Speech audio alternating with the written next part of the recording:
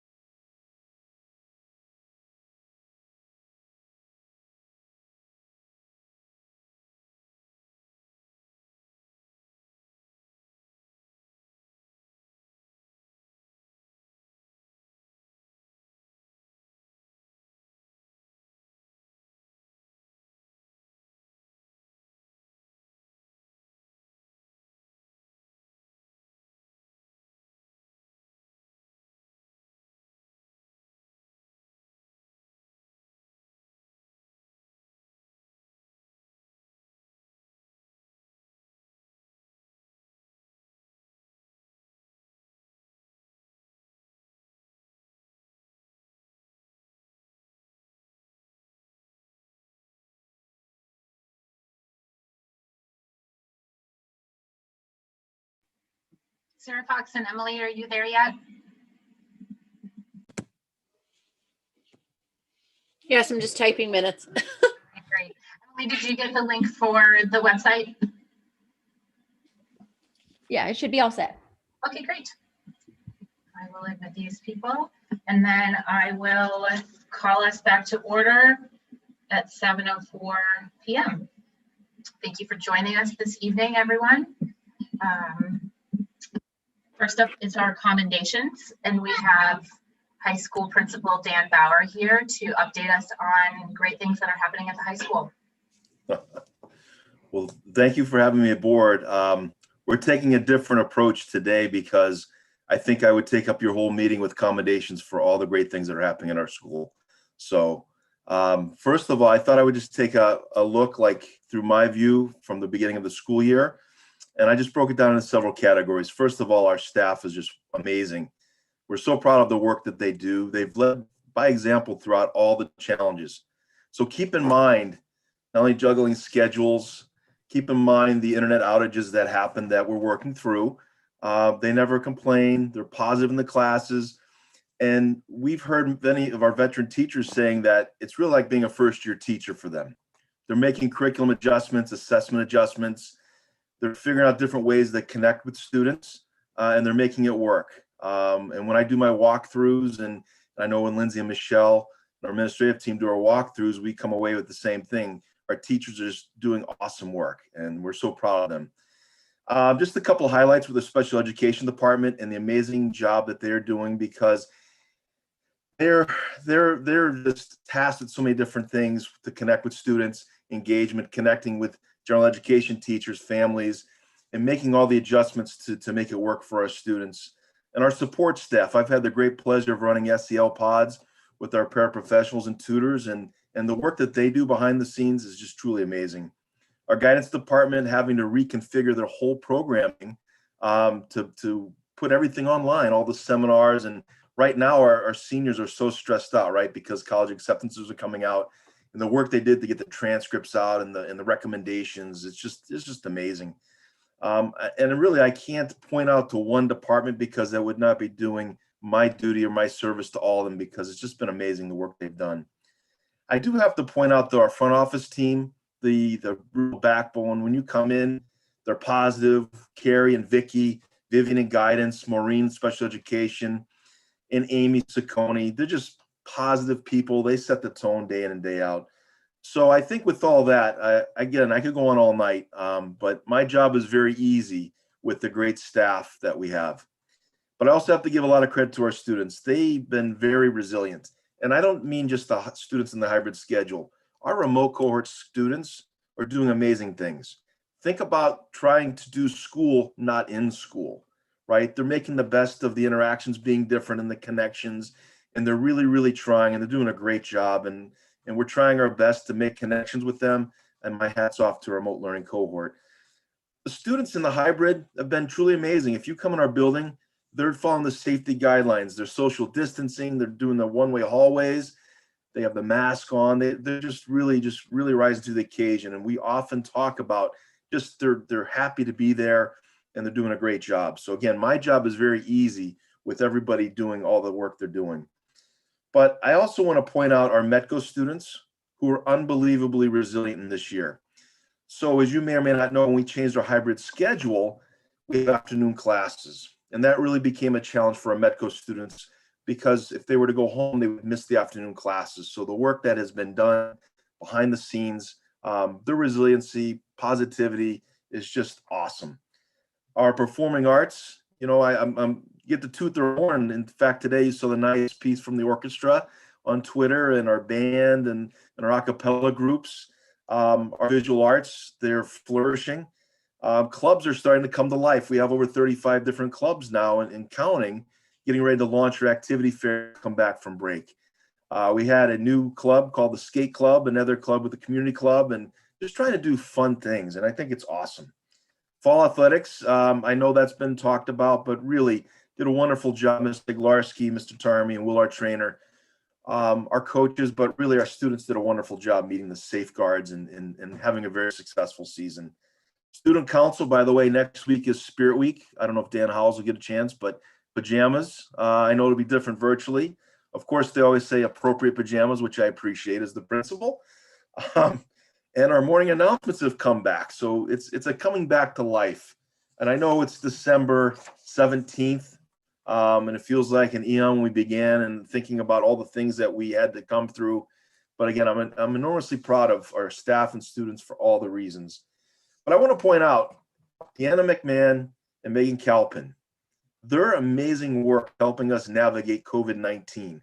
Our staff, there's always questions, and really outside of our school walls, they're dealing with their families and situations, and they're always available. They're always answering questions, weekends, nighttime, and they help me and they help our student families. And really, I need to toot their horn because they just do amazing work.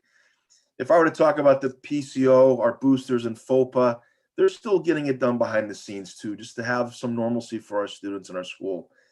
But the last group I'll recognize, because I know I'm getting the Oscars music is starting to play in the background, I guess, is our custodial crew. Really, the work that they do day in, day out. You see the barricades, right? We set up the entrance in different ways. They come by and wipe my handle off every hour. They're doing all different things, and really, they're positive. They had to move like 1,000 desks into the field house and adjust it around and never complain. And they just really do great stuff. And today, I didn't get a chance to get over there because they definitely owe pizza lunch, because I can't imagine how tired they are from shoveling all that snow to get us ready for tomorrow. But again, I can go on, but again, just really blessed as the principal. And if I left anybody, I apologize. And I see the hook coming to pull me off the screen. But thank you for the wonderful Marblehead High School community. And I do want to thank the parents too for their support, helping us and navigate. And thank you. Thanks, Dan. I found myself after each group that you or people that you recognize being like, oh, yes, absolutely. Yes, absolutely. So you're spot on. Thank you. Any other commendations this evening? Sarah? I just wanted to, if I can, just read a little thing and then lead into it. It is fair, even-handed, noble adjustment of things that while there is infection and disease and sorrow, there is nothing in the world so irresistibly contagious as laughter and humor. And that is Charles Dickens. I thought it was a good time of year for that. But Dan's positive attitude and laughter and offhanded jokes, they're infectious. They're just wonderful. And I think that, we have staff that do that. We have kids that bring that to their peers too. And I think, we hear a lot about 2020 and we can't wait for 2021.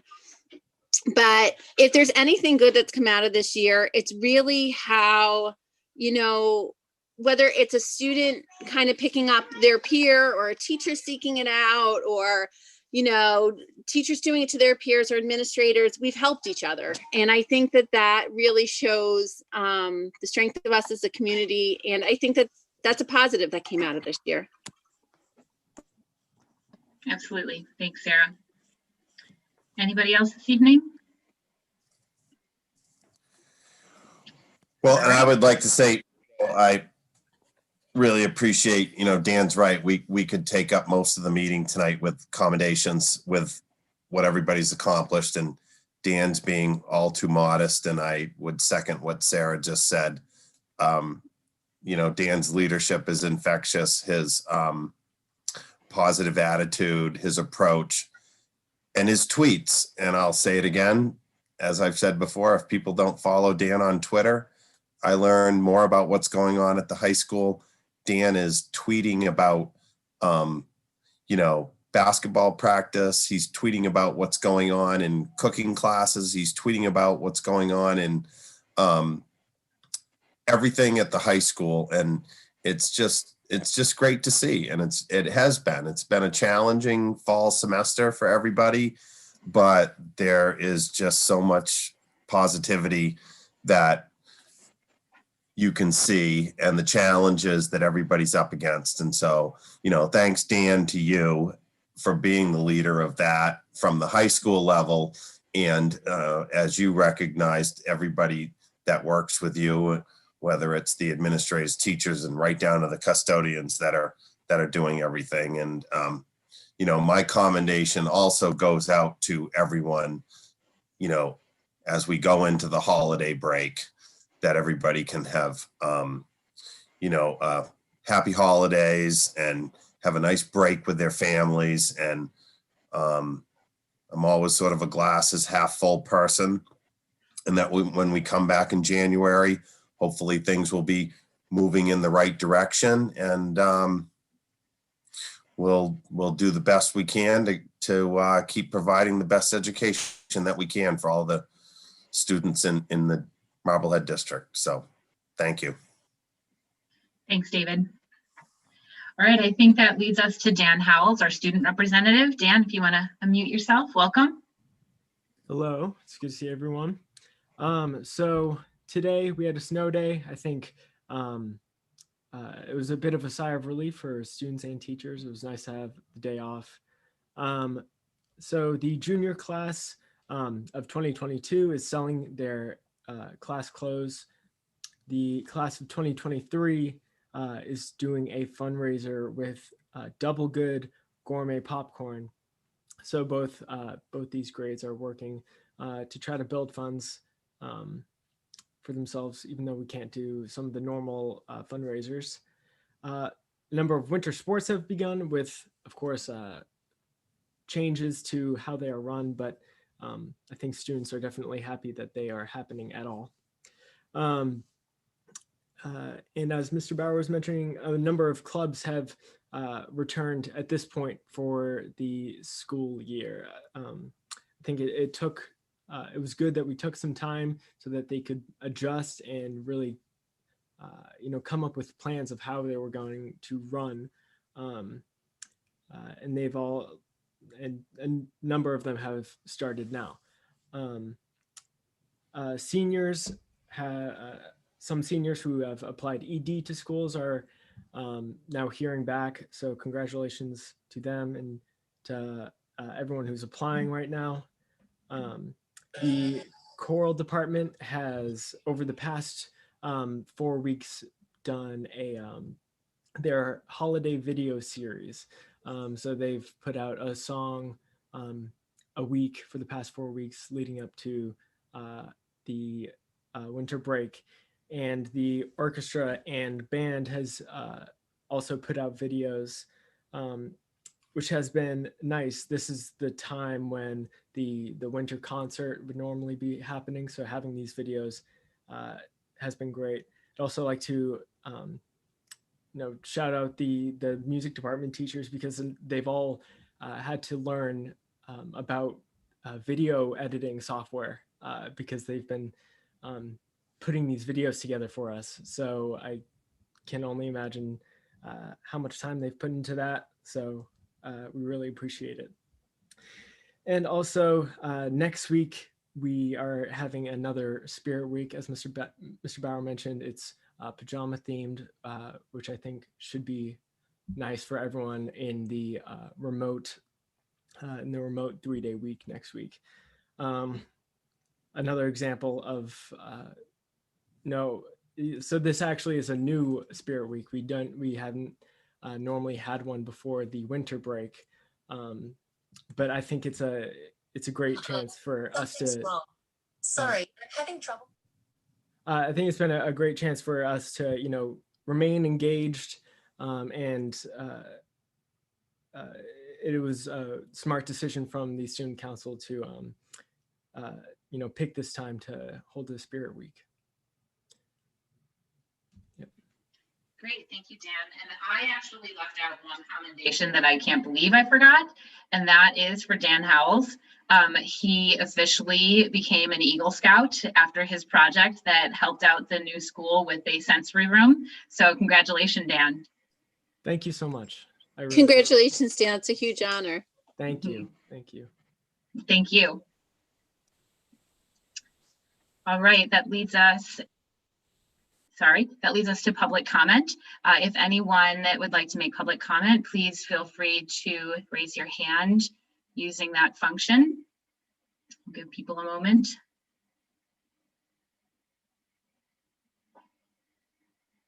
Okay, Jennifer Eaton, please state your name and address for the record. You're muted, Jen. Sorry about that. There you Hi. go. Hi, welcome. Jennifer Eaton, 126 West Shore Drive. I just had a couple things about, going remote. I'm actually calling in from work tonight from the ICU. So obviously the going remote has a, special presence for me. I know Dr. Bucky, in your email, you talked about the 3 reasons for going remote, which were virus presence, operational strain, and community threshold. So just about those 3 things, I wish with the community threshold, there was like an actual number for that. I know the numbers are definitely going up in the community, but there's never been an actual percentage. Like if we hit this number, that's why we're going remote. And I know that COVID is obviously scary. Obviously being a nurse, I understand that, but I know that Marblehead is still not in the highest risk community. So while our numbers are increasing, we're not that high risk community quite yet.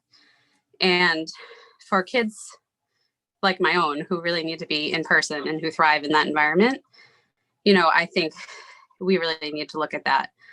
And where, the other things were virus presence and operational strain, meaning that, too many people in the school system are contracting COVID or that the teachers are getting sick, that hasn't really been an issue yet. So, the transmission in the schools hasn't been a problem. And I know that if teachers are contracting COVID and they need to be out, that still would affect us in a remote setting. Because if we need subs, you still would need subs in a remote setting as well. So, going remote isn't,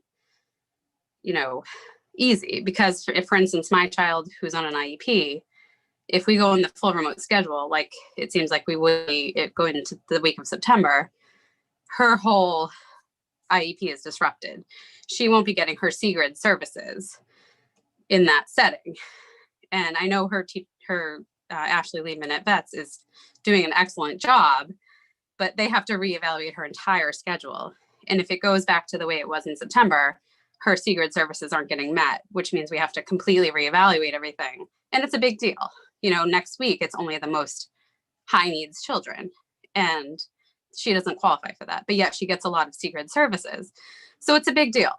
It's going remote isn't just this like willy-nilly thing. And it's hard for everybody, not just special education kids, it's for everybody. So I just ask you to really look at this. Transmission in the schools hasn't happened. And I understand that COVID scares everyone. But schools are safe. It's been proven to be safe. There's a researcher, Joseph Allen. He works for the Harvard Department Schools for Health. And this is his life's work. So as a nurse, I've seen COVID. It's scary. I understand the fear in the community. But going remote is affecting our kids and it's affecting our community. So it's not the answer. And I know the teachers are scared. I know the community is scared. I understand. But we have to look at all the wonderful things that you guys have done to keep our schools safe. So just thank you. Thanks, Jen.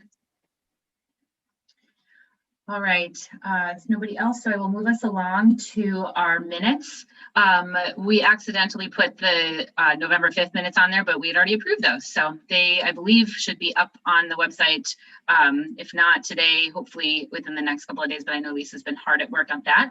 So can I get a motion to approve the minutes from November 11th, 2020? So moved. Sarah moved. Can I get a second? Second. Megan second. Did anybody have any additions or questions on those? I had two little amending things. One is simple. Dr. Benedetto is doctor. Not me. And then I just wanted to point out, because I think it's written correctly as it was said in the meeting, but I know I've gotten some feedback. That there was a large effort put into organizing lunches and drop-offs and all of that for the teachers. And the PTOs helped with that at some schools, but that was largely organized by private citizens separately from the PTOs. I know at one school, at least, the PTOs joined forces after that organization had happened, but that was spontaneously run by just people in the community that were thankful. All right, thanks, Sarah. I've written those down too. Okay, so if nobody else has anything, I will call for a roll call vote. Sarah Gold, yes. Sarah Fox? Yes. Emily Barron? Yes. Megan Taylor? Yes. And David Harris? Yes. All right, those pass 5-0. Okay, John, that leads us to your superintendent's report with teaching and learning updates and then a winter sports season discussion. Sure. A lot has been happening. The Board of Elementary and Secondary Education met this week and provided some guidance to schools. And I have talked about this in the past, that this guidance would probably have been most helpful in June, July, or August, when we were directed to do this at the local level. And so coming in December and saying, here are the minimum requirements, I certainly support them and they make good sense, but they come after the fact, after superintendents were asked to get their facilities and technology and transportation and time on learning, doing MOAs with unions. So to come in now and say, here are the parameters, are challenging. The good news is we're in a very good place. So what the board voted on was first that every student must have at least one daily live check-in with an adult. And so that's happening at the high school, that's happening at the middle school, at Village. Nan has been doing incredible work with the principals. They actually met today to talk about this. The second point that the new guidance or regulations, now it's not even guidance, which makes it trickier. And I think I said this to Sarah earlier today. It is as though they said, okay, you need to plan a trip to Hawaii this year. And then came back and said, oh, by the way, everybody needs to fly first class and do a stopover in London. So the trip would be differently planned, knowing those two. And so the second thing that they added in terms of regulations is every student must have access to synchronous instruction every day. And again, across the district, we are meeting that with some areas where that needs to be refined or expanded. And then the third is every student must have at minimum 35 hours of live instruction. And at the elementary level, I think it's 2 hours difference. At the high school, it's 2 hours difference. I think Village had a 3-hour difference. And then the middle school had input a different schedule when they collected this data in November and is already meeting that. And so when I say a 2-hour difference, people, that isn't a 2-hour a day difference, but that's 2 hours over the course of 10 school days. And so I know Nan, in working with the building principals, has identified things like shaving minutes off of passing time, or increasing minutes in an end of day meeting or a morning meeting for those structured learning time. And so several decisions that we have made, and I'm gonna have to say, with things moving at the speed of light, I have not been the best at getting out ahead of information with every stakeholder group that wants it first. And so on Monday, the reopening committee met and we established some information for what snow days would look like and what the week after the return from holiday break might look like, remembering, understanding, appreciating that teachers have said it's really challenging to get information at the same time that students and parents get that information. It would be nice so that if somebody reaches out to us, a parent, and says, oh, I hear you're gonna do this, that we knew it. So check mark for the new superintendent. He got that out to teachers, but didn't get it out to school committee. So you all start to get calls and you're like, uh-oh, what's going on? And so I acknowledge that with the 3 days remote, needed to get that to school committee first the week after. And I want to speak to the week after. That is an anticipatory in that the numbers in Marblehead are not trending in the right direction. And when they come out tomorrow, the decision to go remote for Monday, Tuesday, Wednesday of next week will make sense. And so we are working with the Board of Health to say, okay, if the threshold for the Monday, Tuesday, Wednesday leading into the holiday break moved us to remote, then that should be the threshold for returning in January. So let's say the number tomorrow is 4. I'm using 4 because last week was 3.85. So let's say that's 4. If it's still 4, it would seem to make sense that that first week back in January were remote. And so that will be seen likely as a good decision by most. If it's 7, it will seem like a very good decision. But if it's 2, then we need to revisit that. And the reopening committee discussed that the pivots for families are hard in terms of planning work schedules and childcare schedules, and knowing that you're going to be in remote gives you the opportunity to plan better than if you're anticipating being in person and that's taken away. And I will be the first to say, as I have said myriad times, no one is right and no one is wrong.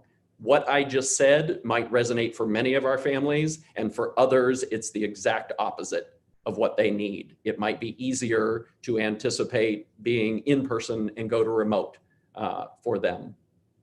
So that's where we're at on teaching and learning and models.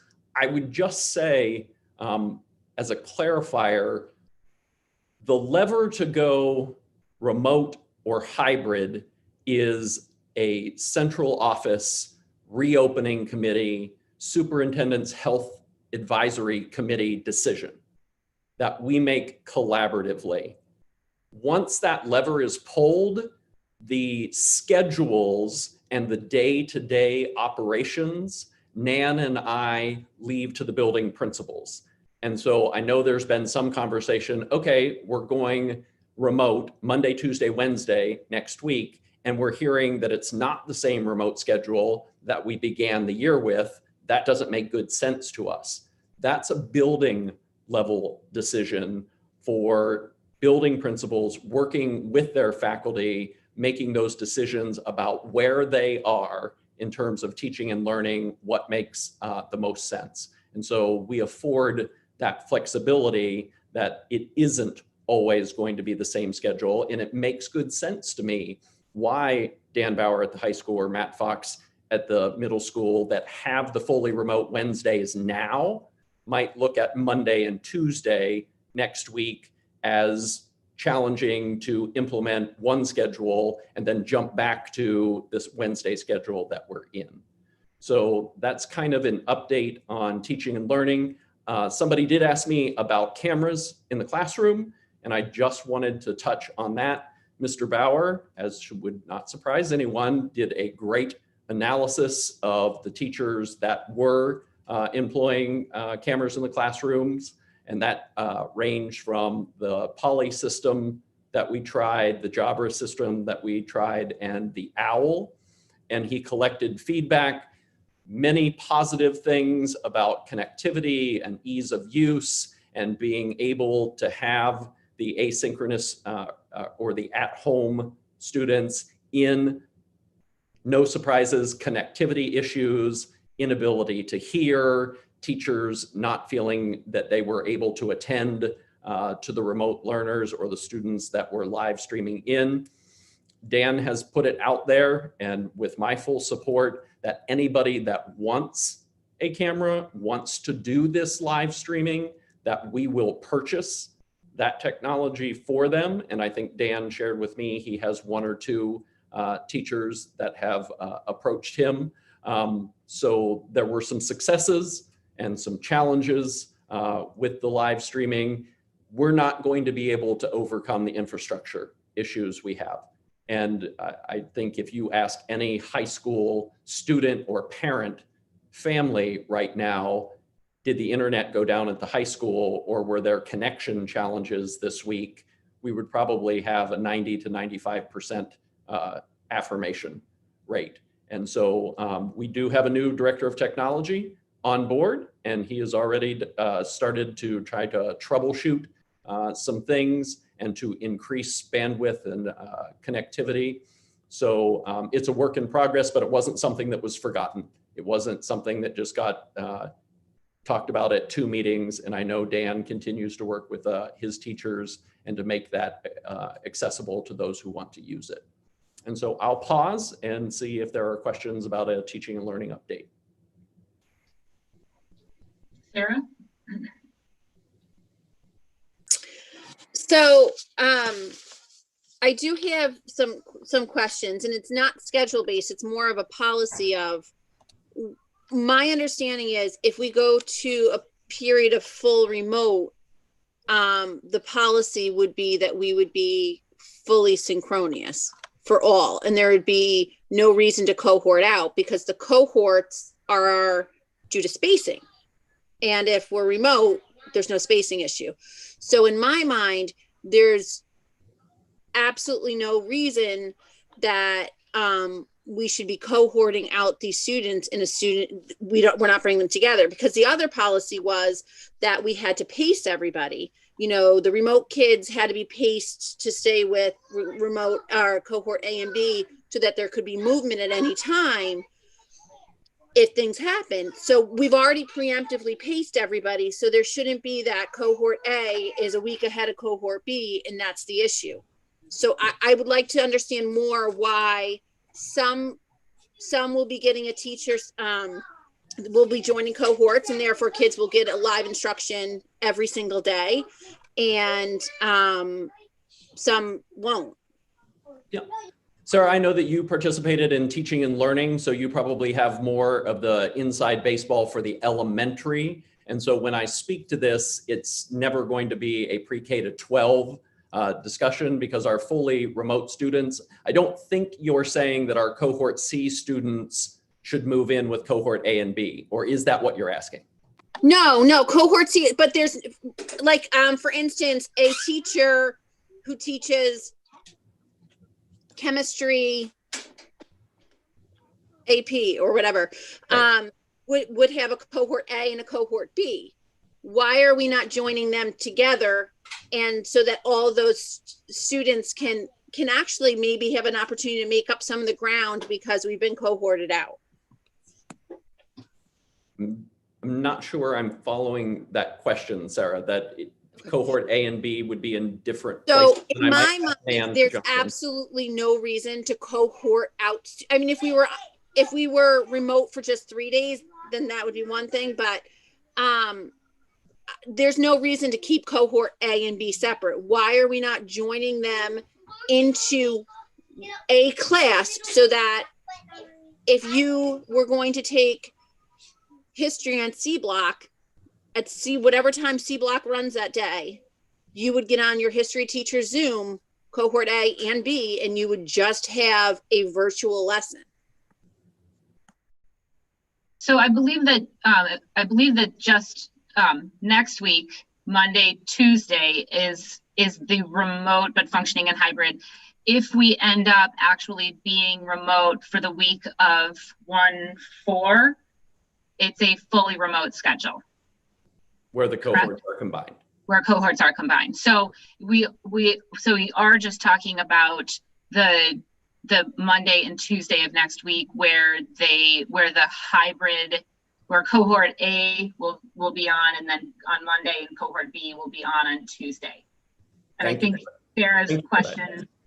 So if we extend anywhere beyond next week, there will be no cohort A and B. They'll have that label, but they will be joined together and taught at one time. So every student will have a full day with their educators. That is my understanding, Sarah, yes. That is my understanding from reopening as well. I just follow I'm sorry, on. I didn't understand that at first. Can I just follow on from that though? Because I guess I'm having a hard time understanding why even next week we are in cohorts when we're remote, especially for the elementary kids. So I guess I'm just not understanding that piece. And I think at least reading, the principal's email for my 3rd grader, it's that Monday and Tuesday are basically a hybrid schedule in remote, but then Wednesday is a full remote schedule. So it's just really, I'm confused as a parent, to be honest. So if you could just walk me through that. I'm going to ask Nan, in working with teaching and learning for the elementary, to walk you through that. Thank you, Dr. Bucky. It's actually pretty easy to explain. We initially, when we were thinking about going remote for those 3 days, all of the leaders and I had the conversation around going back into the full remote schedules that we started with. However, our teaching and learning has broadened and deepened so much since we started that we have a lot of different services happening. We have hired 3 additional tutors, so their schedules would not align. So we needed some time to create schedules and vet them through our special education teachers. because we have all kinds of special education services that are built in a day.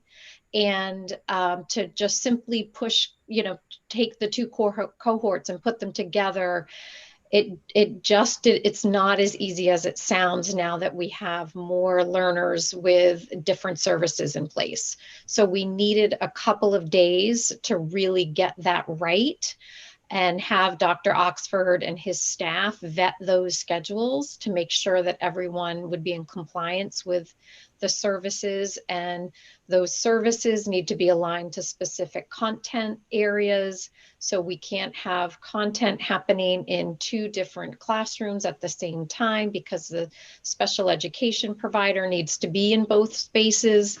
So we really wanted to get it right. And we took next week as that opportunity, seeing that it's just 2.5 days.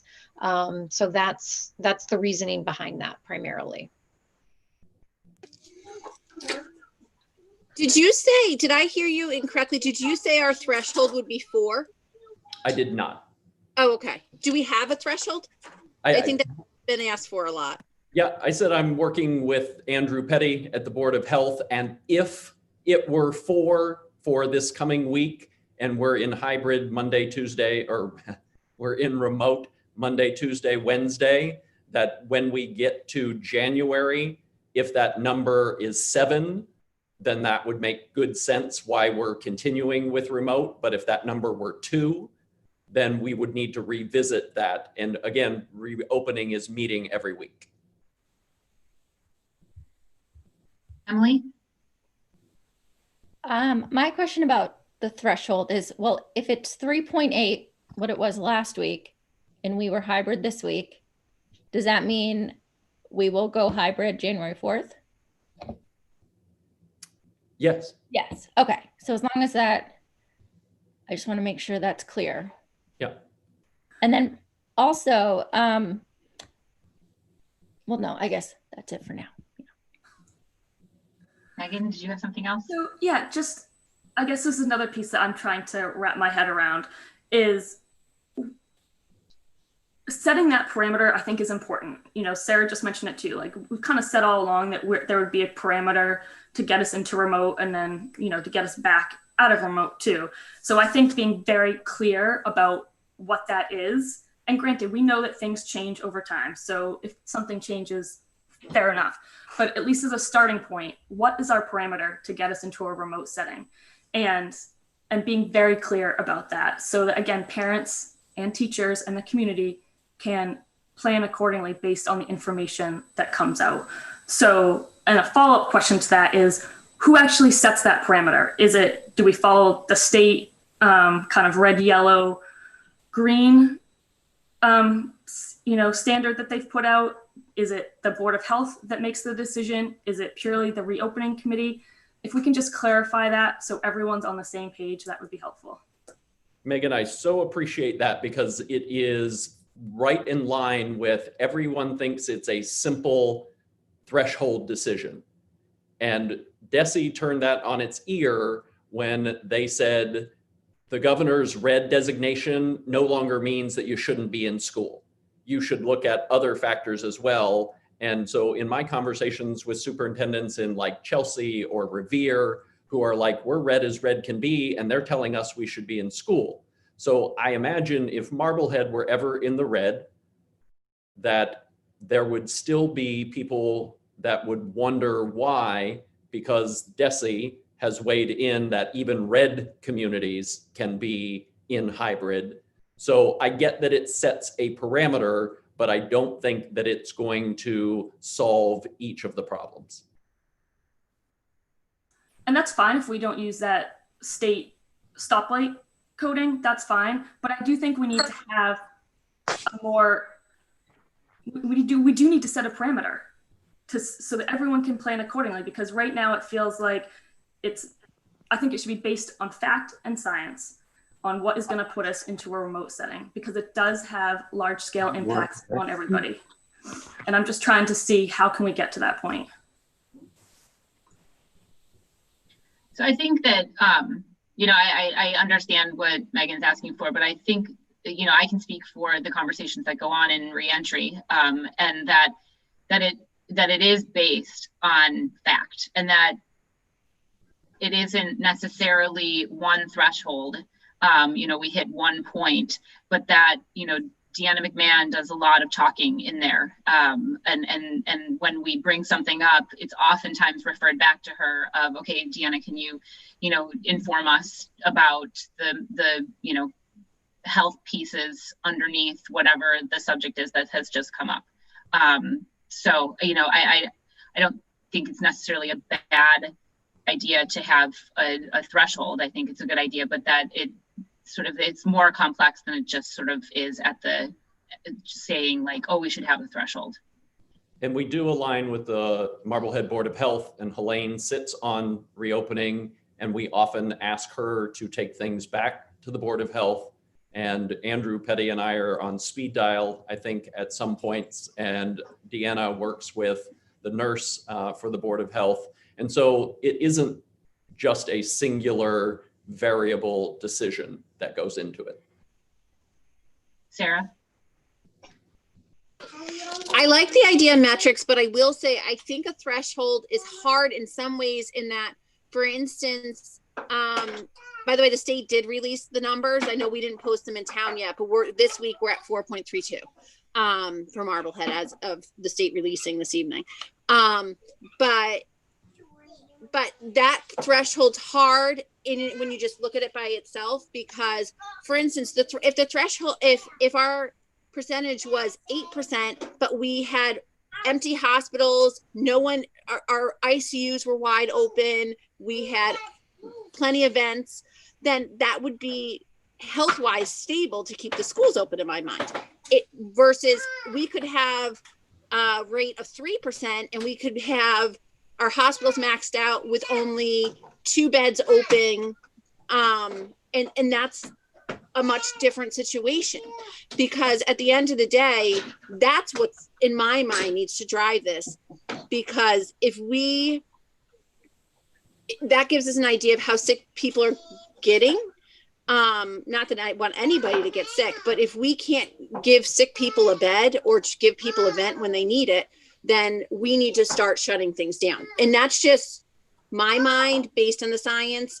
But that's where I think that number of at 5% will close, at this percent will close, because I do think it does need to factor in hospital bed availability, vent availability, and ICU availability. So for our local hospitals, and when they say North Shore, that encompasses some of those North Shore hospitals encompassing that are an hour away. Unfortunately, we have 2 hospitals right now. We have Salem and Beverly. So I think we have to try to look at those more closely.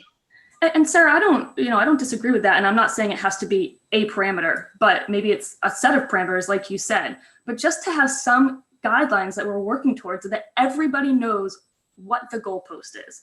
Because I don't know what the goalpost is.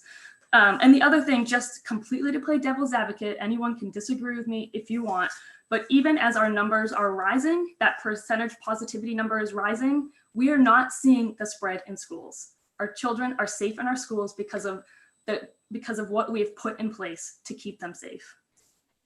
Absolutely. But I do think, as our numbers are rising, we are seeing increasingly more students who are in quarantine, teachers who are in quarantine, teachers having trouble with their daycare providers. So it isn't necessarily that it is amazing and a testament to mitigation practices that we are not seeing spread in schools. However, it again isn't quite just that simple. Emily, I know you've had your hand up. I was going to say what Megan said about we need more than just the percentage. There has to be other, points that get us to go remote. And I was going to say transmission in the schools, but if there are other things happening that we don't know about, like kids in quarantine or people not being able to show up to work for various reasons, then again, it's we see the numbers and it says there's no transmission in school and everyone should be in school. So I guess we need just clear information, everybody, so that we know that why these decisions are being made, right? Because we went remote next week, or we're going remote next week, but the numbers weren't out yet. So we don't know why we're going remote next week. And if we go remote in January, we still, unless we know exactly why, people are always going to question it. So I guess we just need to back up everything we do. So if teachers are missing school for various reasons because they're sick or daycare, or just show us a list of all the teachers so we can see that we don't have enough support. Or if there's all these kids out for whatever you can give us, like whatever is allowed to be seen. If we see that, then these decisions, I think, make more sense to us. If that. Well, I think, yeah, and just to follow on from that, Emily, one of the things we talked about in October was using that reentry committee more. And I'm so glad that we're doing that. But I guess in my mind, the way it would work is that the reentry committee would kind of vet through all the options and come up with a recommendation.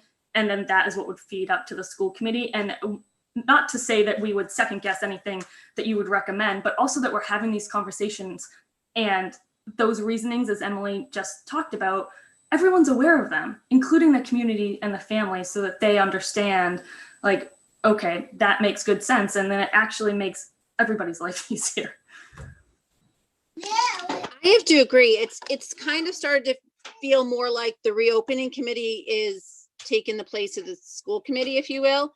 I thought it was more an advisory committee, and it seems like that's where decisions are being made. And as a school committee, I don't feel like I know what decisions are being made or why. And so it's really hard for me then when the public contacts us to say, you know, we're all on the same page. We all know what's going on. And this is the background information for that, because honestly, I don't know what leads to these decisions. So I think, you know, the reopening committee is being used as an advisory committee. So John sort of brings in topics that need to be addressed. And if there aren't any topics that week, then we don't meet. There certainly have been lately, so we've been meeting more often. And then it is given back to John then sort of as that advisory piece so that he follows through on the day-to-day operational decisions. I think he's talked about some of the communication pieces this week where there was some information that sort of got ahead of school committee for sure.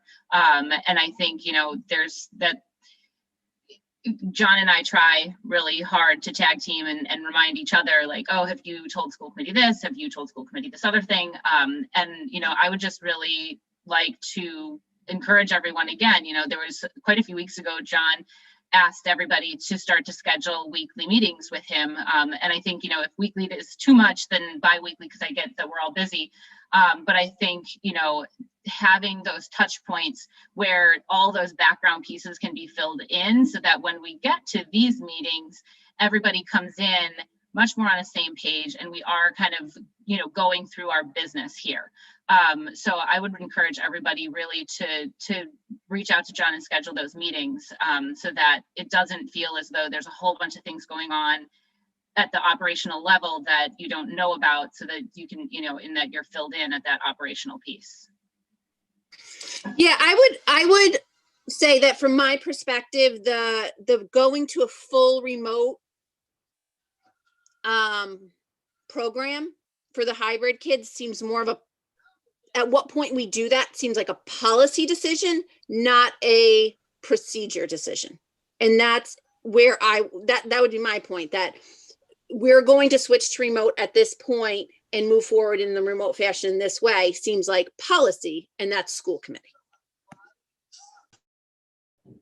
And I think the way that I saw it is that it is a time limited remote, so that if we get to the end of winter break, or we get into the middle or end of that first week back and we are, you know, say we are remote for that, and our numbers, you know, if our numbers are at 7% or worse, you know, I think we can anticipate that they're not going to just drop back to where in-person hybrid makes sense, you know, in a couple of days. So I think at that point, that's when it switches from like this time limited piece that is operational to a more policy piece of the possibility of, you know, school committee saying, you know, we're remote for the you know, foreseeable future until our, you know, our operations tell us that it's safe to come back. Yeah, I appreciate that distinction, you know, from a few days to effective on this day going forward until further notice. We will be going remote, and whatever situations may come up to put us in that. But also, I just wanted to say, you know, to Megan and Emily's point, I was reading about Swampscott's decision to go remote for the next couple of days prior to Christmas. And the superintendent said it had nothing to do with COVID, but it was that they had so many teachers that were out. And so, you know, to Megan's point, and they couldn't backfill to teach properly, but as we heard earlier in public comment, then we have to, and I'm sure our principals would do the best to adjust and scramble to, okay, how do we handle remote if the teacher's too sick to do hybrid learning? Can that teacher do remote learning? Don't know. Maybe there's different scenarios, and then, you know, those principals would need to adjust to that. But when I read Swampscott's, you know, going remote, Superintendent Angelakis, I think her name is, or whatever, she said specifically it was that they had so many teachers out that they just, you know, couldn't have in-person teaching.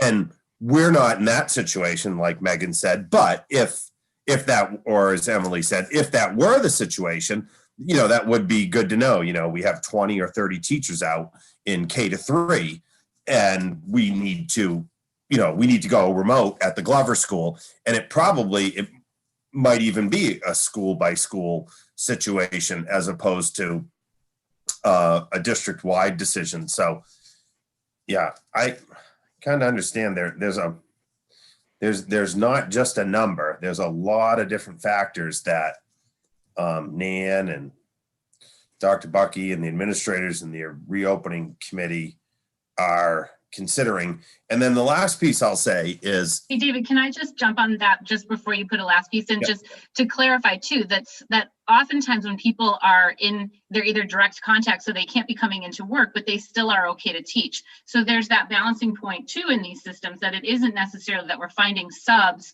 for the same amount of people when we're remote that we would be in person, so that a classroom teacher, we could pull remote and a classroom teacher can take back over for his or her classroom. So sorry, Go ahead now. No, that you're right, depending on the situation.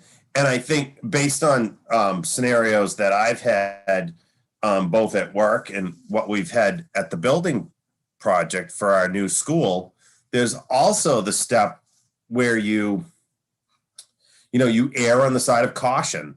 There are specific, okay, if someone's positive and you're a close contact, you're out for 14 days. And if you're a contact of a contact, but we've seen at the building project, for instance, somebody tested positive, and even though they weren't necessarily a close contact, take a step back, see if the person can get tested, and make sure that you don't kind of add to the COVID challenges. And I think if you look at how big the school district is, and Sarah, I hadn't known that the numbers just went up. So, erring on the side of caution for a few days here and there, taking a pause, and between Nan and Dr. Bucky and all the principals being able to work that out, you're right. It might not be a decision that can be made 2 or 3 weeks in advance, and it might be something that needs to be made a week in advance. And those are going to be challenging situations. And I respect that too, if we want to err on the side of caution. But I think I agree where Emily and Megan were saying, if it was more, or as you pointed out, Sarah, if it was more of a long-term decision, like, okay, effective January 1st, we're out for the month of January. And well, why are we out for 4 straight weeks? That kind of thing. So yeah, there's just, it's as our interim superintendent said when we first got into this back in March and April, uncharted waters, unprecedented times. A lot of moving pieces. So I respect what all the questions that everybody's asking here related to this. So I know some areas and some towns, or whether they do it by town or county, release numbers that say, you know, we have this many obviously cases, but then they say we have this many under monitor quarantine. Can we, I know that we have those numbers compiled on a weekly basis.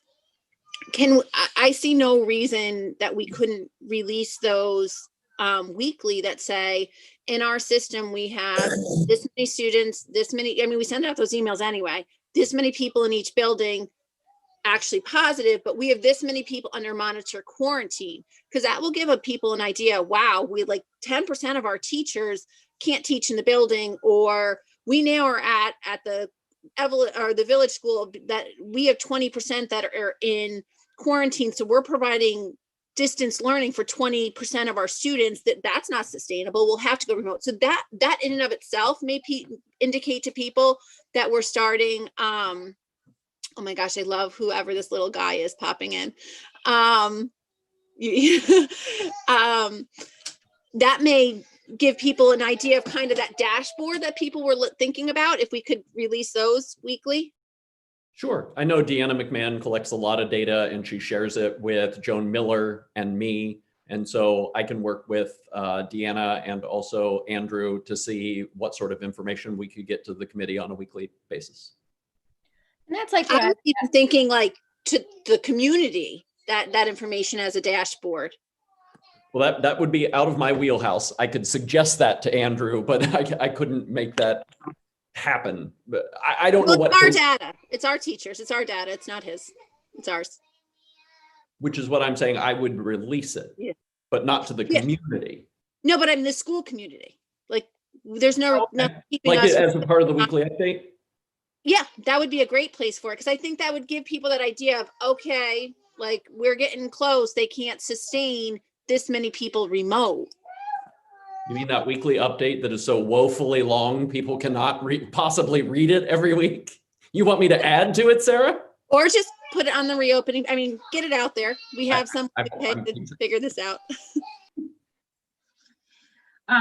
So I don't know about. Go. No, go ahead, David. I mean, we'd have to run that by Andrew. I mean, when you know, it's just like special ed. When you start, you know, we don't name names, and then when you start drilling in, then people can identify who it is. You don't go to the Marblehead town page and find out who the 78 people are that are tested positive with COVID. So we would probably need some additional guidance there. It's just like we don't say how many firemen and how many policemen and how many highway workers. And but there are many. But as an example, you know, but I'm just saying, I don't know enough about it, Sarah. I mean, it's a reasonable ask, but I don't know enough about it.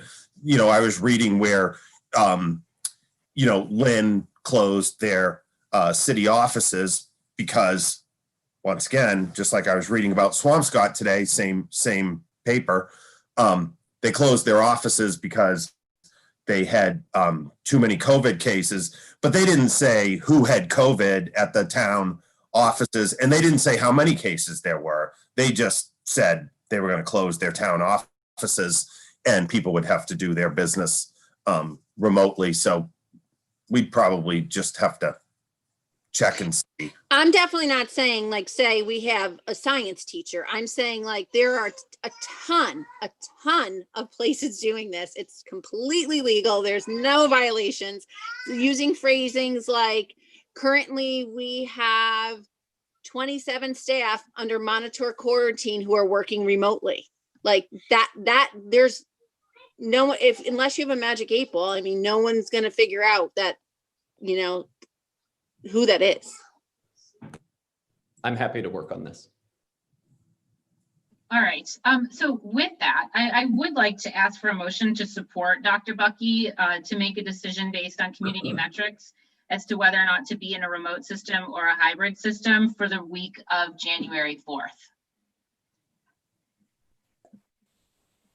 Wait, can you repeat that? Yeah, so I would like to take a motion to support Dr. Bucky to make a decision based on community metrics on whether to be in a remote system or a hybrid system for the week of January 4th.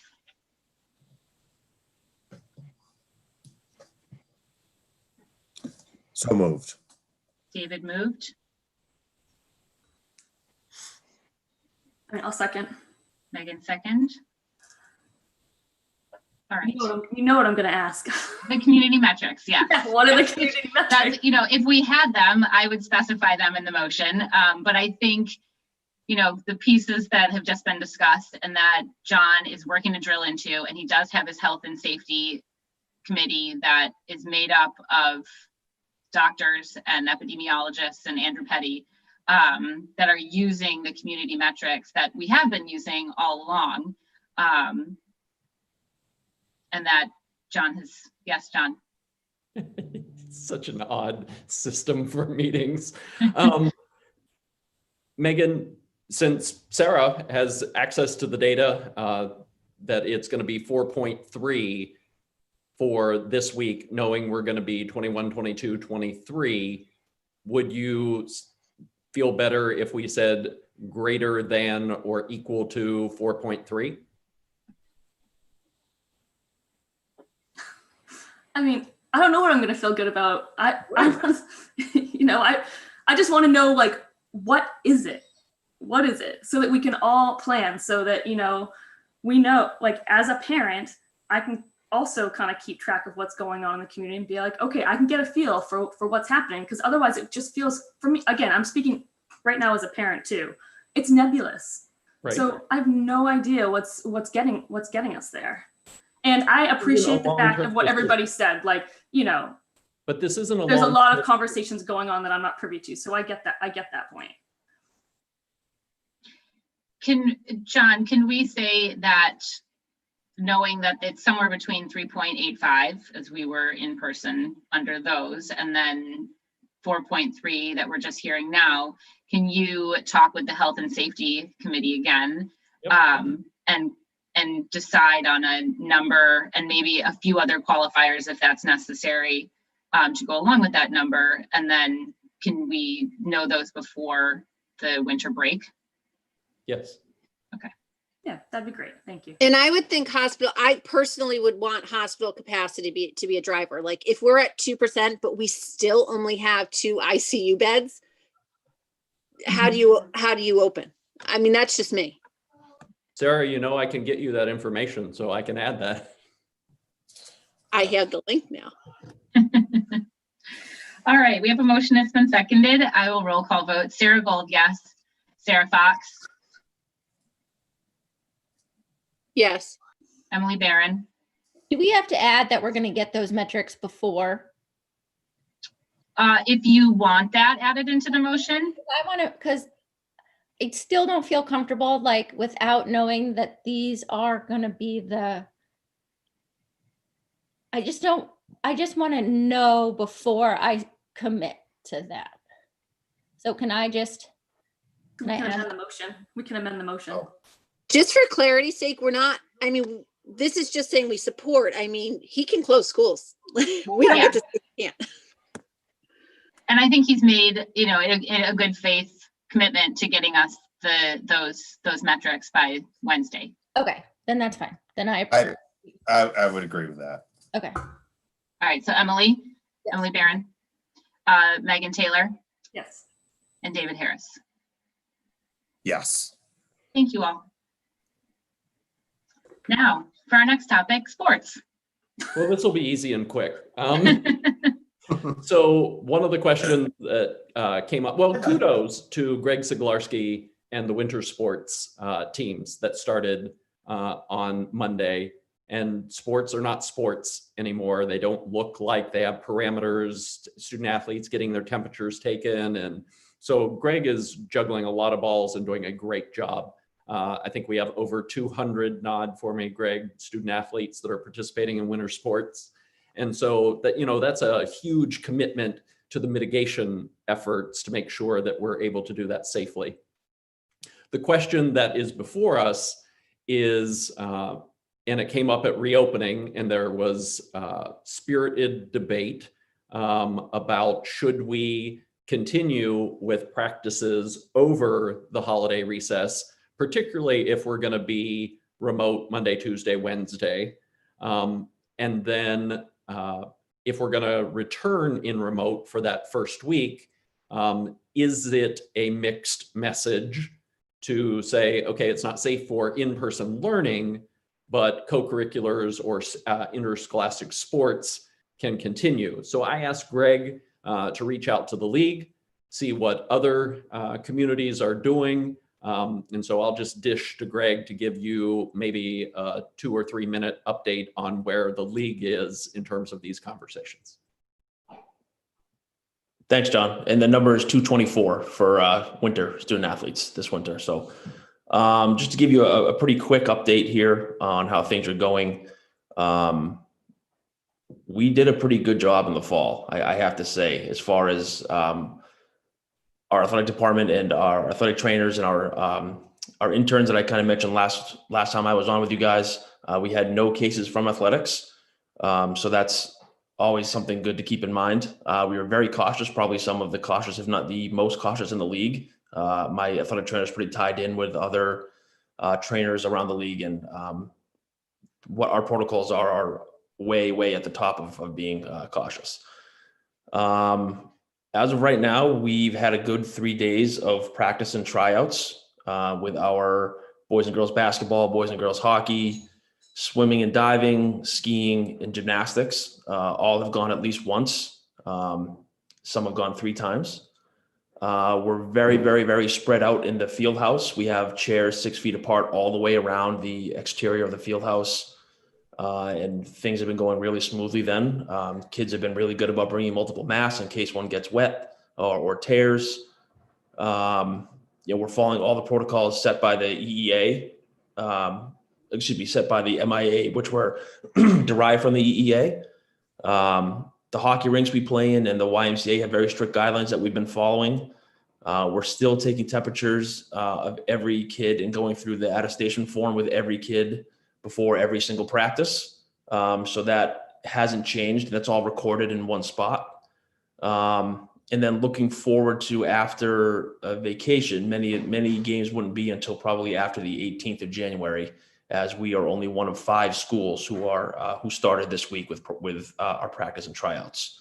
To touch on what Dr. Bucky spoke of, Beverly started this week. They're playing next week as well as the week after. Gloucester also started this week. They are not remote at all next week or the first week of January. Again, this is as of today, and they're playing all the way through. Masco is remote next week. They are not remote the week of the 4th. They are playing varsity only practices on the 28th, 29th, and 30th. So they're not doing anything next week. PBD started this week, except for their basketball team. They're starting until the 28th, as they had some sort of a breakout within their program. They are playing, but not sure of that vacation week.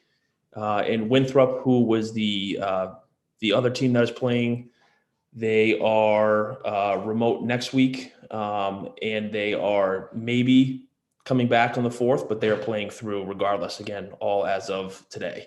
So those are the 5 schools who could go. The other 7 aren't starting until after January 6th or 8th, or some are still TBD. I just want to do a point of clarification, and thank you, Greg, for doing all of that work. That's very helpful to the committee to be able to have a frame of reference for all of that. But when you say play, you mean practice, because there's no interscholastic play scheduled before January something. Yes, we are only practicing right now. The first game, if everybody was able to start this week, the first game wouldn't even have been until January 8th anyway, that Friday.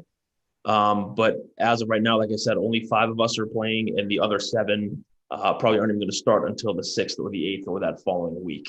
So again, practice. Sorry, we aren't going to practice until then. So I'm happy to answer any questions you guys have or listen to discussion, and I can chime in if need be.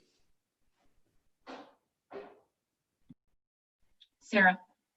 Hi, I have a question for Greg, but I didn't realize we were transitioning away from the last agenda item. So I had 2 things about the DESI meeting that came out. If I can, after this, we can circle back so I can ask those. Okay. How many of those 5 are in the red? Because my understanding, and I could have missed this, was in the fall when someone was in the red, we weren't playing them.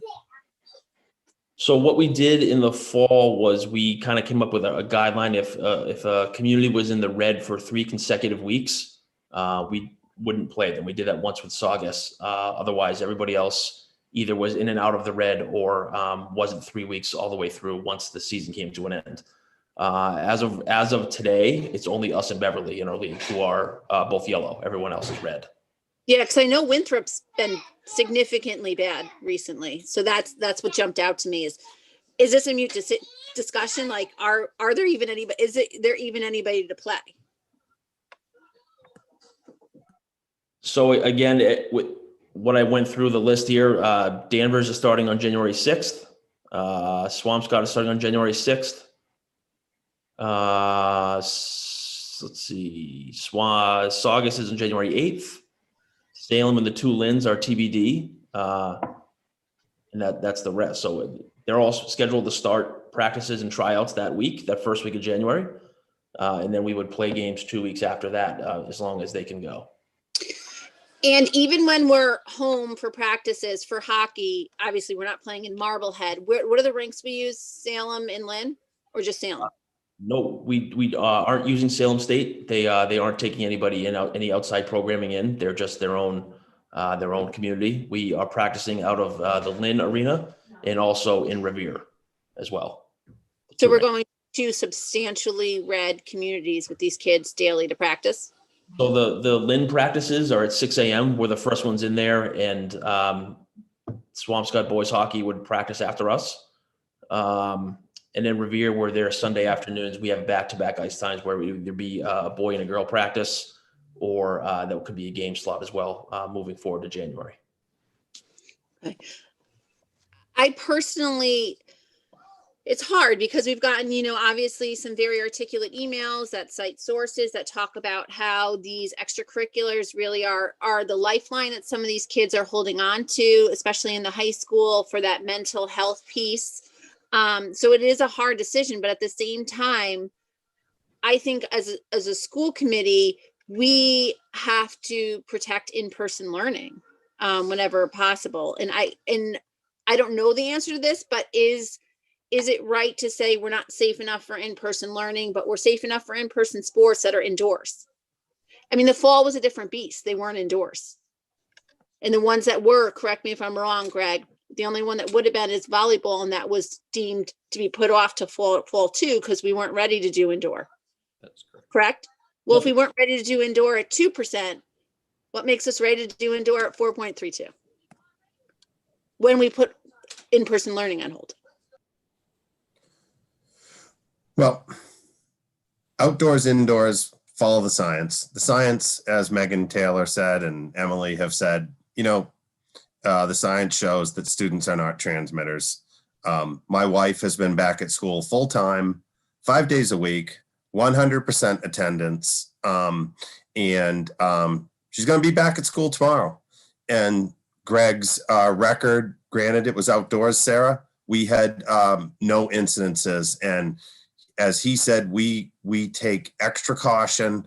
And I've heard all kinds of things about how we travel to games, how we limit the amount of spectators, how, everything that we're doing, we are one of the districts that seems to be going above and beyond. So I totally trust the judgment of Greg and Dan that we will continue that practice. As he said, we're going to go to the Lynn Arena. I'm sure they have limits to, there's only one team in there. We're not going to be commingling with other teams. We're not going to be using locker rooms. and things like that. And I'd like to make a motion. I don't know what the motion was to vote on, but I'm assuming it was to allow practice to continue over winter break. And I'd like to make a motion that we allow all varsity sports teams to continue their practices over winter break and through the week of January 5th, or up until January 5th, if that's what the original motion was going to be. And let's just move on from this. Second that. Do we have a motion and it's seconded? Does anybody have any further questions for Greg or anything One else? question, Greg, and I think you said this, so I apologize.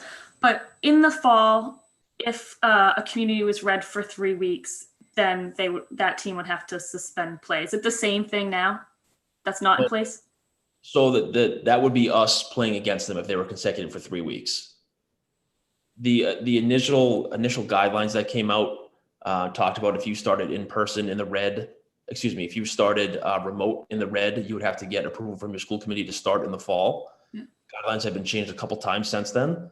And as of right now, with our meetings with myself and Dr. Bucky and Andrew Petty and our principal and Todd Bloodgood, all of us have had many discussions about athletics moving forward, and we were going to reconvene the first week of January to kind of see where we were at and talk about spectators and see how that would go. But as of right now, what you asked was if a community was red 3 consecutive weeks, we would not play them in a contest. Okay. I had 2 questions for Greg before I'm ready to vote on this. In the fall, on the reopening committee for athletics, you had done a survey. And if I recall, the least positive results on coaches feeling safe to play or to coach was for those winter indoor sports. Has there been a change in that? Do you have staff that are feeling good about coaching this, or have you gotten concerns? I'm not asking you to say the basketball coaches, but just generally, is your staff supportive of this? Yes, they are very supportive. They've all been actually pretty boisterous to me about continuing to play and hoping they can continue. They see, obviously it's a small sample size with 3 days just this week, but they have all seen that it can work. And again, the protocols we have in place, I think would be safe to continue. But again, I want to, not really my decision at the end of the day right now. It's on you guys. So I'll do whatever you guys feel is best. And I think I'm confident we can make either work. If we're going to continue or if we're going to hold off, then that's okay too. Thank you for that. And then the next question is for John. You talked about your health and safety reopening committee and how you have epidemiologists and public safety experts or public health experts. Have you gotten feedback from them on where they sit on these winter sports, which I think are any of them outdoors, or are they all indoors? Skiing is outdoors. So, okay. Well, yeah, obviously. That's its own ball of wax here. So, the science does say there is a stark difference between indoor versus outdoor and transmission rates. That's the science. So I will speak to that question, Sarah. I have not asked them specifically about athletics, but their weigh in on the mental health concerns that are increasing. I think having co-curriculars, interscholastic athletic practices continue over the break is a very strong safety net that for me outweighs or mitigates the COVID transmission concerns. I think that in a normal December, as a high school principal, we worried about our most vulnerable kids having two weeks without connection to the school or without that check-in. And so I know that athletics for 224 students is a daily connection, and those students have friends who they communicate with. And I think the safety net aspect in terms of mental health for me compels me to ask the committee to consider allowing practices to continue.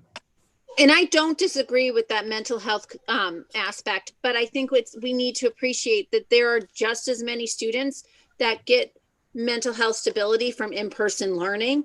And we can't, I don't know, it does feel like we are prioritizing athletics over education right now. I think the difference in this is coming in for me is that we're only allowing for practice right now, and that we have not gotten to the interscholastic play at this point, and that, you know, the rink piece, they've figured out ways to keep this safe, you know, throughout all of this, indoors as well. So I think that's the piece for me that's kind of helping me feel more calm about this. I don't know, I lost my train of thought. Meg, I know you had your hand up. I mean, I was just going to second what John said about the mental health piece of it, you know, especially over the winter break. And I did listen into that DESE call, and that was the point that was hammered home and just sits in my brain constantly about the mental health impacts to our students. And like you said, Sarah and David, the motion on the table is for practice over the winter break until January 5th. Because I do think I'd like to just to really do our due diligence, because I don't disagree at all with Sarah either, that you know, I do feel like our primary duty is to protect in-person learning. And the other point that I wanted to make a moment ago was that we're just talking about how part of the decision to pull remote, it's not about the spread within the schools, it's about teachers being able to you know, teach their classrooms while being in quarantine, and that there's this pressure on the system.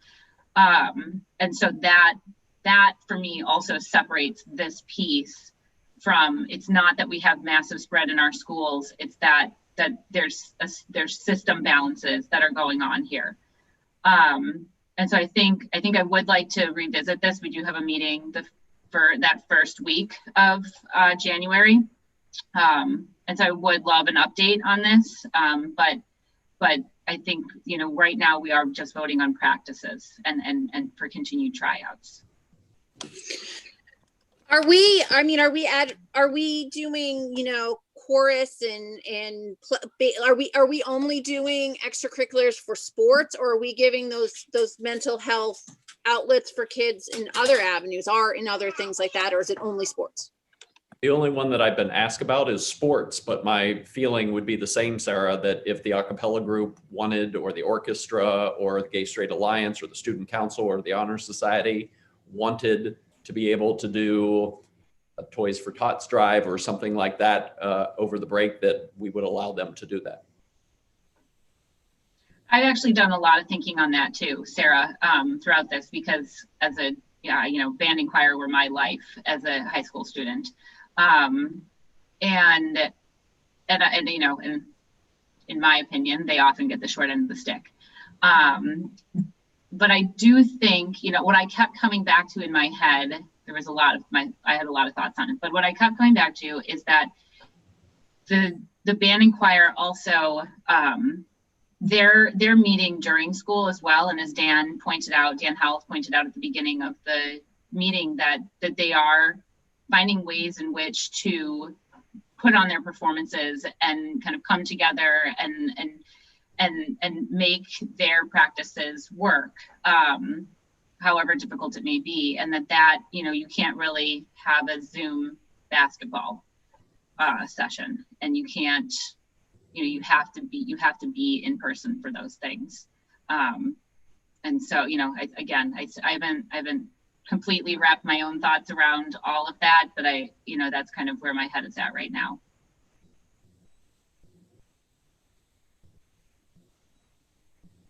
Anybody else? All right, we've got a motion. Oh, Emily? We're just voting up until January 4th practices. No, through the week of the 4th. Oh, through that whole week. Correct, John? You have a school committee meeting the first week of January, I believe. Right. So you could vote through the next school committee meeting, because Sarah, you have asked for an update. Okay. And so you could extend it from that point, that they could practice up through that Thursday. and we're fully remote and games, there's no interscholastic play planned before 1/7. That is correct. Okay. All right. Sarah Gold, yes. Sarah Fox. I gotta tell you, I'm torn. I am so torn because I know that like the kids need this for the mental health piece, but it feels like we're prioritizing sports over education. It does. It feels that way. But I know.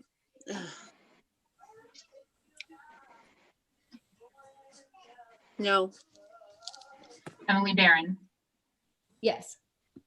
Megan Taylor, Yes. and David Harris. David, you're on mute. Yes. Okay. So that motion passes 4-1. And Greg, we will look forward to hearing from you again on the 7th. No problem. I'll keep track of everything as we go along here. So I'll give you a nice update on next meeting. Thank you for having me. Thanks, Thank you Greg. very much, Greg. Sarah, I know you said you wanted to circle back and had a couple questions about DESE. Yeah, I'm sorry. I had those ready to go and then I forgot. You talked about how they gave out guidelines about the amount of synchronous learning and the hours of live instruction, the minimum over the 10-day period. What does that mean for the VHS and Ingenuity kids? Because my understanding is it's fully asynchronous. Yeah, since Edgenuity is offered by the state and Virtual High School has a teacher connected to it, those are counted in time on learning as part of the formula. And Nan, you can correct me if I'm wrong, but those are scheduled for students just the same as an MHS chemistry class would be. Yes, that's correct. And I know Dan Bauer is working on the touch check-ins with students on a daily basis. So he is going to work with schedules to make sure that all students have that access to an adult. Which is in addition to the time on learning requirement. Correct. If we were to wind up in a model that winds up being longer term, full remote, will we at that point give those VHS and Ingenuity students a chance to transition into a full remote classroom with their peers in district? I don't want to speak for Dan Bauer in the high school schedule because that's a decision that he and the high school faculty would make. But if history is any indicator, Dan is always open to considering possibilities and things that will better the experience for students at the high school. And Edgenuity, well, I'm going to speak for Virtual High School because that's my experience, is a semester-based most of the classes. Now, if it's an AP macroeconomics, that's going to run the full year. But a lot of those courses are semester-based, and so they're going to time out, so to speak, mid-January. And so that would give those students an opportunity to consider something for the second semester. All right. Thank you, John. I think that, oh, Emily, did you have another question? Yeah, sorry. This goes back to the cameras. And in our meeting, I think it was on the 19th, because I read it in the minutes, we had talked about the technology audit at the high school. Yep. And so I was just wondering where that is. Are we waiting for the new technology director to start that, or just an update on that?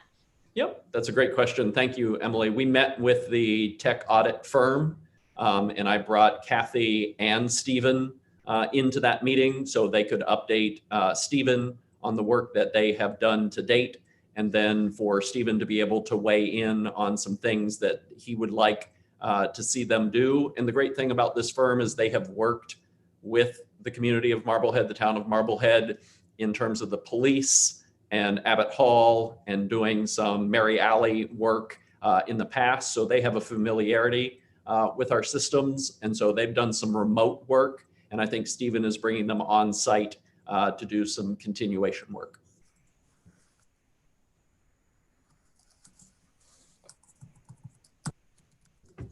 Just one last thing before you jump in. David actually brought this to my attention. I think I should say clearly, we are in school tomorrow. And thank you to Todd Bloodgood and the DPW and the Highway Department who did work starting at midnight this morning and have worked all day. And what a partnership, the community and the schools and clearing the sidewalks and us helping with roads, and then the Highway Department coming in and helping with parking lots. So we are in person tomorrow. I was just getting texts about rumors to the otherwise. So thank you for clearing that up. Yes. All right, Michelle Cresta, that leads us to you with a monthly financial report. Hi, how are Welcome. you? Okay, so the monthly financial report for the end of November, we had spent a total of $11,929,000 or 29% of the operating budget at this point. Couple things to note: we are closely monitoring the special education out of district tuition costs, as we always do. At the end of October, I had reported that we were estimating a shortfall of $148,000 at that time. Good news is we have taken some actions and made some changes, and we've had some other just other minor changes with students' tuitions. And our current shortfall is estimated to be $93,000. So we're definitely moving in the right direction. One thing that we will talk about in the next, but actually agenda item is we have started a new specialized program that actually will be starting at the very beginning of January, where we have brought 2 students from an out-of-district tuition placement, and we're bringing them back into the district, which is absolutely fabulous. The fact that we can do this, and the bonus is it actually results in a cost savings, but the fact that we had this issue, the students were not receiving the services that they should have, and Eric and his team were amazing, and we were able to start this program, which resulted in some dollar savings for us, which is a great thing. But more importantly, it really addresses these students' needs more than they were able to receive outside of Marblehead. So that's a wonderful thing. But bottom line is our current shortfall is estimated to be the $93,000, which is well within the special ed reserve of the $250,000 that we have available to us. Another area that I just wanted to mention is substitute teacher costs. Right now, we have only spent $11,000 or just over 11, just under 12 for substitute teachers, which only represents about 5% of our budget.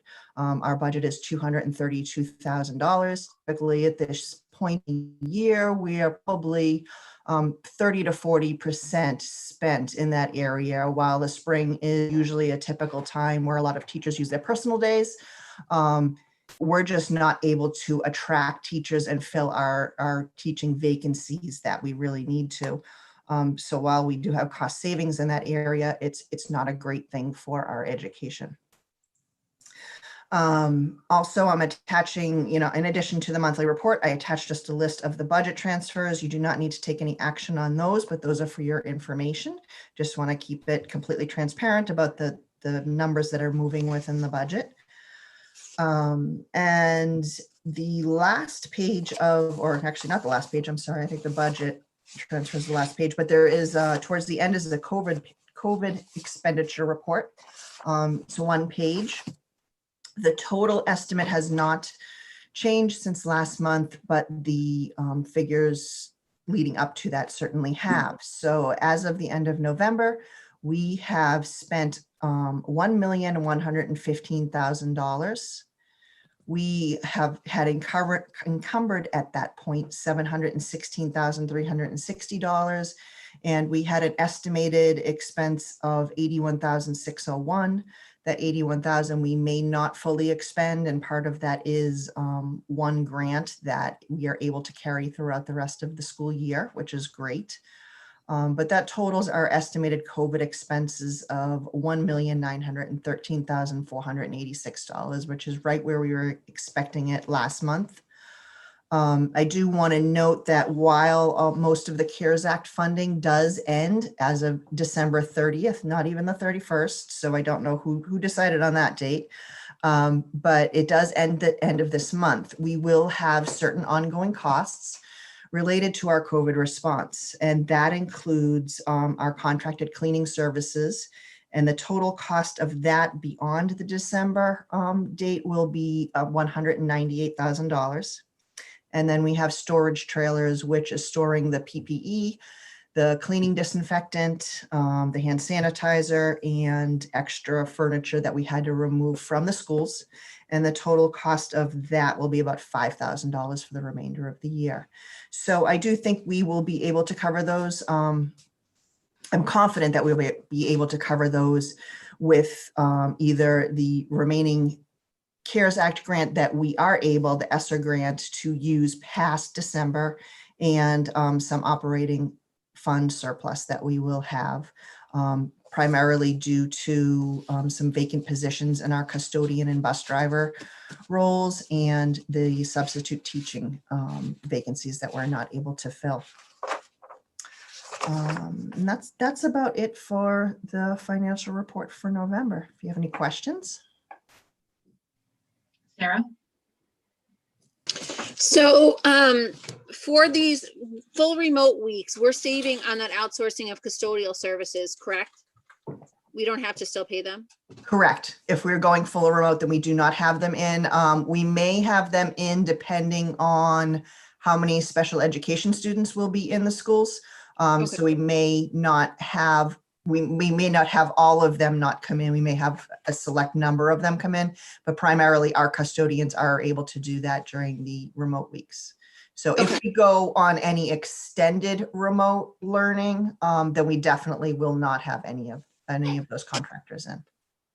Okay. And I know we have our subs in-house the last 2 years, and our sub pool is kind of shrunk from that, but we recoup savings compared to what we were paying Kelly. Considering that one of the drivers to us going full remote is the need for subs and the lack of subs, have we considered recontracting with a service like Kelly, who is a bigger pool to deal with? Or have we considered upping what we pay people for subs so that we can indeed get those subs in and secure that in-person learning? We have looked at that. If we bring in a third-party vendor to provide our substitutes, we're looking at a markup cost of about 40%.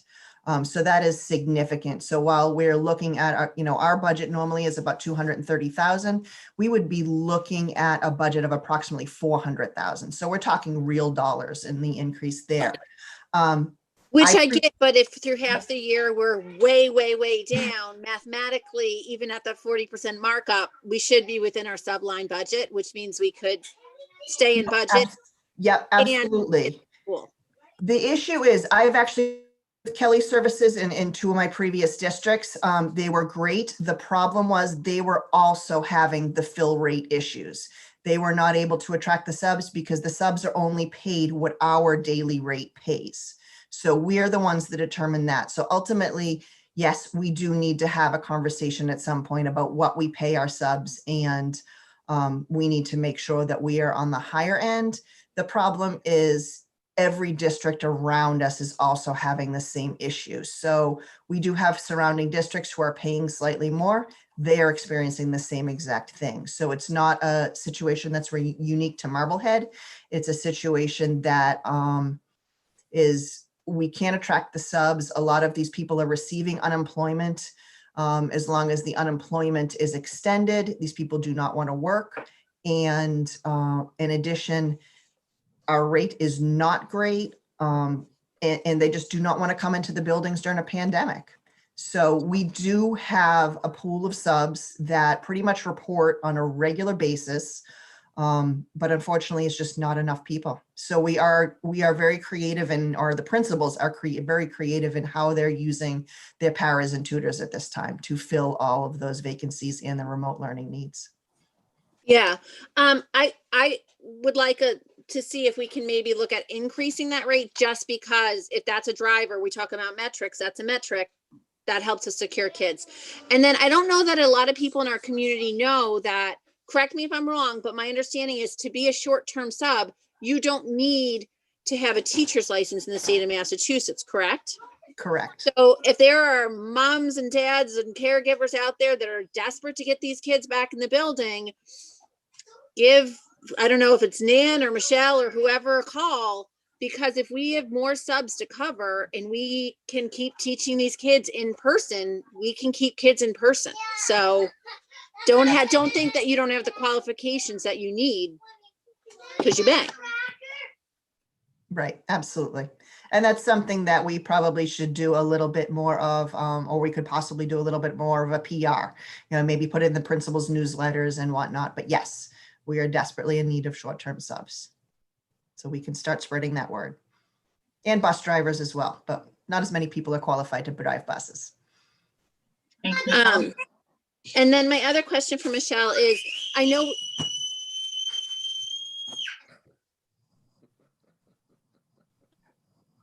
that's Matthew. Sorry, guys. So I know that we were over on our COVID spending somewhat. And I think that, there's a lot out there right now.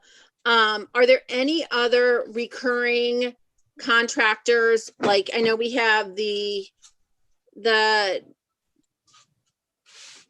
custodians, and you mentioned one more, but I know we were also paying for communications out of that COVID money. Is that something recurring that we need to allocate money for, or no? We may. I'm going to jump in there, Michelle. The communications contract was a 5-month contract, and that ended on November 30th. And so that is continued to be volunteer, major driven, but that was a budgetary expense that ended on 11/30.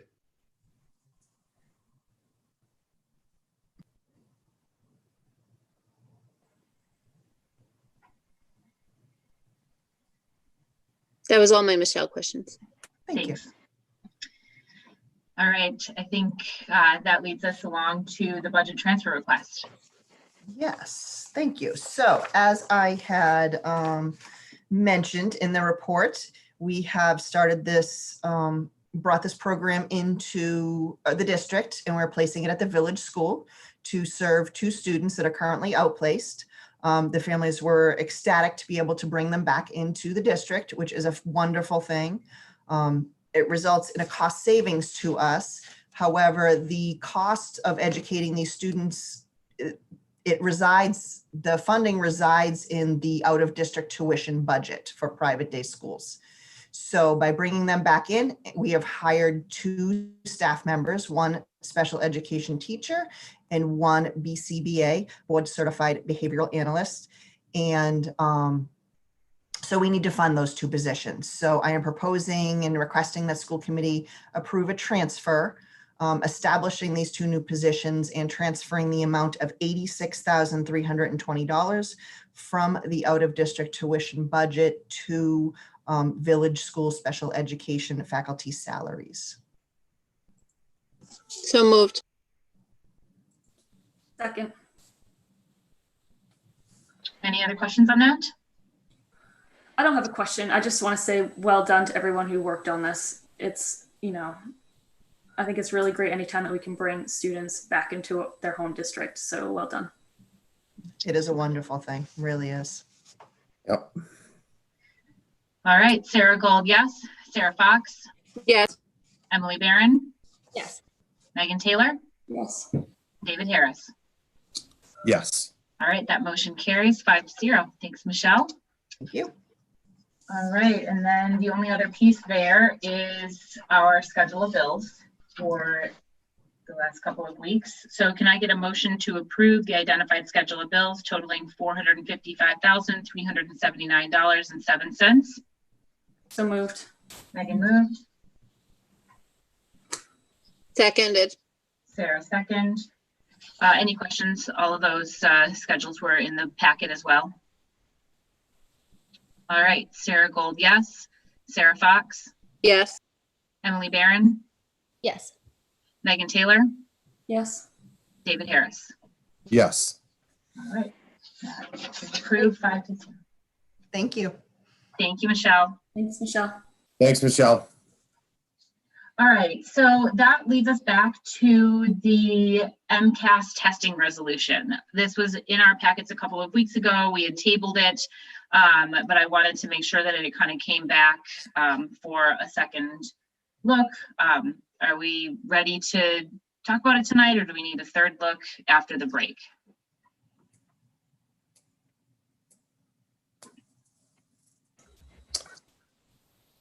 I'm fine. You're fine to talk about it? Okay. All right. Do we want to open that up for discussion then? What are people's thoughts?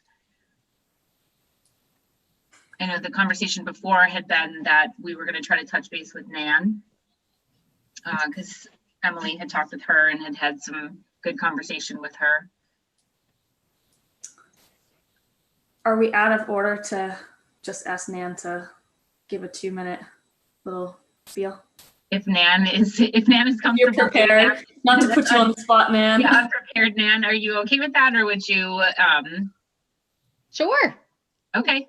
All right. So the primary conversation that I've been having, that I recently had with some members, is around the language that refers to pulling away as a district from MCAS altogether for this year and future years. And so my conversation is related to that point of data collection for us as a district right now is really the only standardized piece of information that we have. We do not have a universal tool in the district for assessment. So we have a lot of benchmark information that teachers collect. We have some formative and summative pieces that go along with our curriculum resources, but we really don't have a standardized, standards-based, standardized assessment tool. And so we can get a lot from that information. We understand, we can dig down to the level of student growth. We can see not only a student's level of achievement in terms of proficiency, but also how much they've gained in 1 year in a content area. So there's a lot to be learned about teaching and learning through that information. And as long as you use it to inform instruction and to grow teaching practices, I think right now where there isn't another tool in our district, it's important that our teachers have it.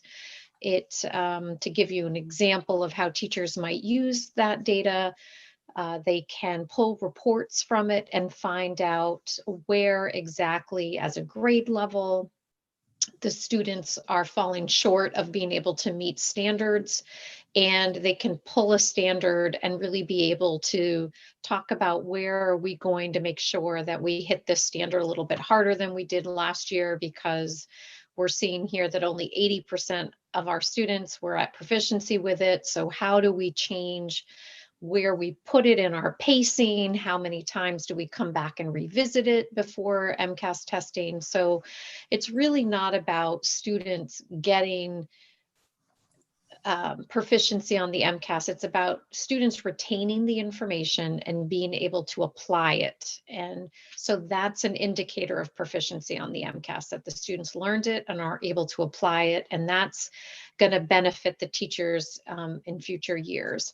So if we were to have MCAS data from last year, from say the 4th grade ELA pieces of information would be used by the 5th grade team. The 5th grade team would be looking at students that they have in their classrooms right now, and where do they enter in September based on proficiency and those skills. And so if they're able to look at their class of students and say, most of my kids are coming with an area of a weakness in a math standard or an ELA standard or social studies standards, they can fill that gap based on that information. So there's lots of really good ways to use the data. I think MCAS has some negative connotations in terms of how people look at it in terms of accountability and can put a lot of pressure on kids to perform in certain ways. And the way that I prefer to use data is really as a teaching tool and to let kids just show what they know. And that's all we ask of kids when they take the MCAS, and to take that onus off them and that level of pressure off them. I will also add that I just discovered that the state, there is a working group looking at trying to get the MCAS to be more consolidated for when it is implemented this spring. So there'll be shorter sessions and fewer questions. Thank you, Nancy. Sarah? So I think it's the second to last paragraph here where it says, and further be it resolved that the Marblehead School Committee rejects the calls for all students in the Marblehead Public School System to undertake MCAS tests during the 2021 school year or ever. I would amend that to say, instead of or ever, I think the point we're getting at is that not that they never take them again, but that whatever, if you had a third grader that was going to take the third grade MCAS this year, that they're not going to do that. And we're not going to ask them to make up that third grade MCAS next year. So just to amend that language so that we resolve that we're asking there'd be none this year, and whatever grade level you were in the 2021 school year, that not be required to be made up.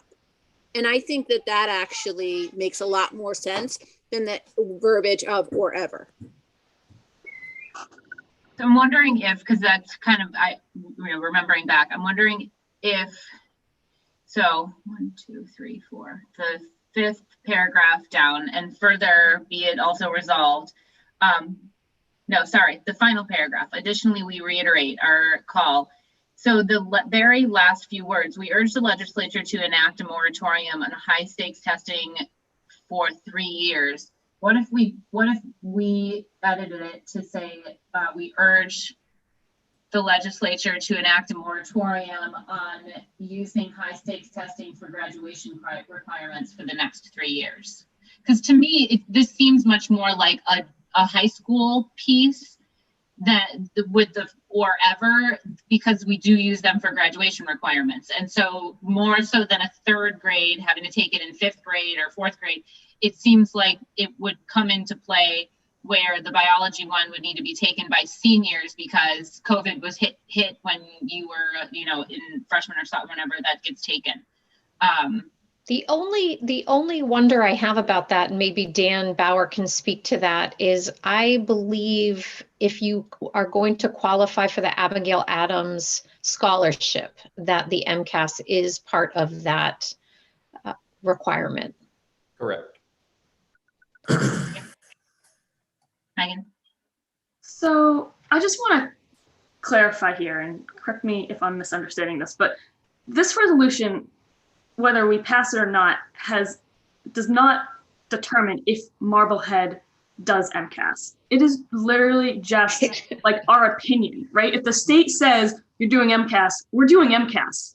Right. So this is literally just saying like, hey, it's basically our opinion that then we're putting in a letter and sending to the State House. Yes. Similarly, as we begged for guidance for reopening things and did not get it, we can beg that the MCAS be shut down and we may not get that. So not to be like totally controversial here, but is it worth it? Should I say that out loud? I don't know. John, do you want to weigh in? I would like to weigh in, and I think that Megan has teed this up beautifully for me, that of the things that you need to talk about, this resolution, if you're starting to wordsmith it, is something that you just take a polite pass on, because it's more symbolic than anything. And so if you vote to accept it as written, or you spend some time and wordsmith it and change it, it really is just a symbolic gesture. I mean, it is and it isn't. If we got an email from every single person in this town asking for the same thing, it's symbolic. They can't compel us, but their symbolism would be compelling. So I think if all the school districts come together and ask for this, there's no mandate through this letter for DESE to react, but I would hope that they would be reasonable in saying, we have the vast majority asking for something. This is compelling. I would love to be able to agree with you, Sarah. That's just not how DESE works, because the superintendents weighed in on the new resolution that they passed for time on learning regulations, and they ignored it out of hand. Can I add one thing though, is that, kind of discussing this with Nan especially, some things did come up that I do think we can take, I don't know if action's the right word, but maybe suggest, is that one of the things I asked Nan is around the scheduling piece. If we do have Mcas, how do we make sure that we schedule it to have the least impact on the learning time for our students? And so if we have control over that, like that's where I'd like to see us put some time and effort in thinking about it. And the other piece that Nan mentioned was around the data collection around assessments and having a consistent tool in place that then we can utilize. So that's another piece that I'd love to see us drill into in a little bit more. And now is the perfect time since we're talking about budgets. So if that's something that we need as a district to make sure that we can assess where our students are at in a consistent way for all our teachers to then leverage, then I would like to see us do that. So if we could put some, if we have the opportunity to kind of drill into that a little bit more for this budget season, I would love to do that. Emily? And I have to agree with Megan, and that was the big thing that I got out of when I spoke with Nan too. And so it's like, if we don't do the Mcas, what are we going to do instead? We have to do something. So I think that's a great point, that we need to come up with an alternative. I mean, the Mcas are going to happen, but in the district, we need an alternative also, another way to collect this data. So at least we got that out of it. It's out there. Nan, what levels can families opt out of? I know like 3rd grade you can opt out of, right? But you can't, I would assume 10th grade. You have to do that. So I think 10th grade is the only one, and I'm not even sure about 10th grade. That Dan Bauer may have a better understanding of that. So families could opt out. Mm-hmm. You just don't get your competency determination, and so you do not qualify for a diploma in the Commonwealth. You get a certificate of attainment. Only for 10th grade one. You can meet all the local graduation requirements. So you can meet all the Marblehead High School graduation requirements, but without getting your competency determination in science, ELA, and math, MCAS, you cannot get a diploma from the Commonwealth. Yeah, but that's only 10th grade, correct? That is correct. You could opt out of everything else, take the 10th grade and still get your diploma. That is correct. Yeah. Okay. All right, well, it seems like we're ready to just move along from this. And if anybody feels differently, again, we can add it back at a different point. So, just because we passed tonight doesn't mean that it can't come back. All right, so that leads us to school committee goals. I have failed to get the strategic plan goal up and posted. So I will just take that on the chin right away. I don't know where the other goals are at. I have not seen any of them either. We have a budget draft goal, which we could go through, but it probably makes more sense to do them all together. Yeah. And then maybe it wouldn't be a draft. Yeah. And was there a facilities goal that we had talked about? I think it's best to wait on the facilities review for that so that we know what our major drivers are. Okay. All right. So I'm going to plan on putting this on for the 7th and attempting to do it then. And even if it means a placeholder for the facilities, maybe one of the goals is to get that done and have an accurate gauge. So yeah, but we can work on that offline on that. All right. That brings us to the review of the policies that Emily and I and John are proposing some changes to. So there 4 current policies that we've got small changes that, you know, an addition of a paragraph here, a tweak, or kind of like a tweak on a paragraph in a different one. And then the physical education, so IHAE, is a brand new one that John, I believe you said you had that one in Nantucket. Yes. And so he brought that to our attention, and as we looked at other districts, there, you know, plenty of them have that physical education policy as well. So we felt that it was a good idea to bring it forward. The IHAI, occupational education, the only change that we're making to that, and I cleared this one with Dorothy Presser, that we are just wanting to change the title of it, because occupational education to all of us made it seem like an occupational therapy type piece, when in reality it is a vocational and technical education policy. So it seemed more appropriate to name it as such. And Dorothy's thoughts on it were that if that more accurately reflects where our district policies should be, then we can make that change. So this would be sort of the official second reading. The first was in the policy subcommittee. This would be our second meeting, and then they would come back on the 7th. So if anybody has any questions, otherwise we can continue to move along.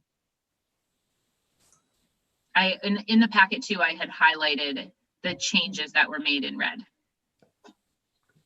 Do we have to actually read them? No, we don't. Although they're shorter than the typical policy. They're much shorter than the sexual harassment policy that we got halfway through. All right, so that will move us along to our superintendent communication discussion. I think we had this a little bit earlier. This was a requested agenda item. So does anybody have any further pieces to add? I know, you know, we kind of talked about how there was a misstep between John and I this week about kind of getting information about particularly about next week's remote schedule. Sarah, you had asked for this one. Do you have anything further that you wanted to? I think it really just surrounds around anything that, not to simplify it, but anything that would be awkward or embarrassing for us to find out, you know, not in a timely manner. I would just like, you know, to get, we had a few instances this week. I think it was just, you know, the perfect storm. And I do feel like a lot is getting cleared and communicated through that reopening committee, where I just don't feel like we have the level of information that we've had in the past. It feels like there was a shift with that reopening committee from advisory to more so than that. And we did have this conversation earlier, so I don't think we need to rehash all those pieces.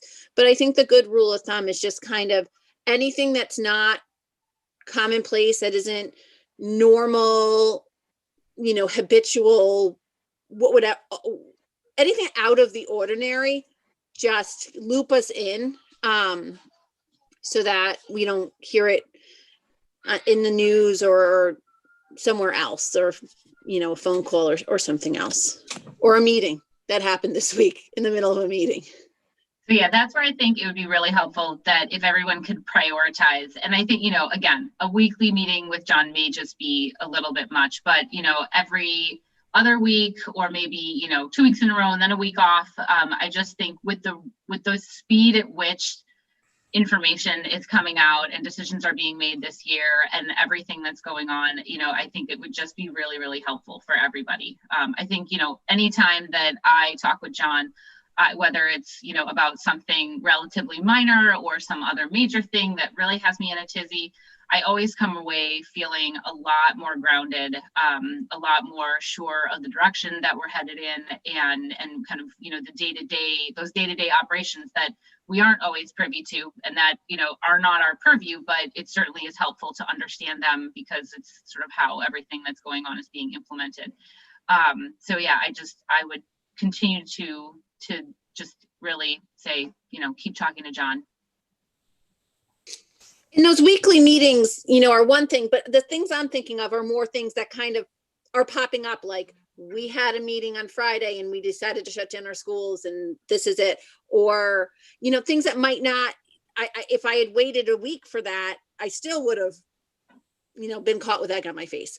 So I just want to make sure that doesn't, I don't want to, I think the policy last year that our last interim superintendent had was, I never want to have the feeling, hear the phrase from one of my school committee members, have to say, I actually did not know that.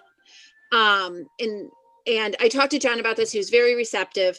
So I just want to make sure that's our policy moving forward, that none of us, you know, are in the position of saying, I did not actually know that. John? Yeah, I will say in my effort to continuously improve in the new superintendent's roundtable or induction program this week, I made this my problem of practice and used 5 other new superintendents and 5 mass facilitators and coaches, including my coach, for, you know, what is a governance issue? What is an operations issue? When do you reach out to your school committee? And certainly there were instances this week where I could have done a better job in communicating, and certainly will own that. But as much of a priority as I have made communication, I would just ask people that if you get a call from a constituent and it doesn't resonate with you and you're like, why wouldn't John have called me on this? Please pick up the phone and call me and say, why am I hearing about this? And don't stew in something, or don't take 4 or 5 or 6 telephone calls, which I know this is Marblehead and those come in quickly, but to just reach out and clarify and say, this doesn't make good sense to me, John, because if you're going to go remote, we probably should have known that.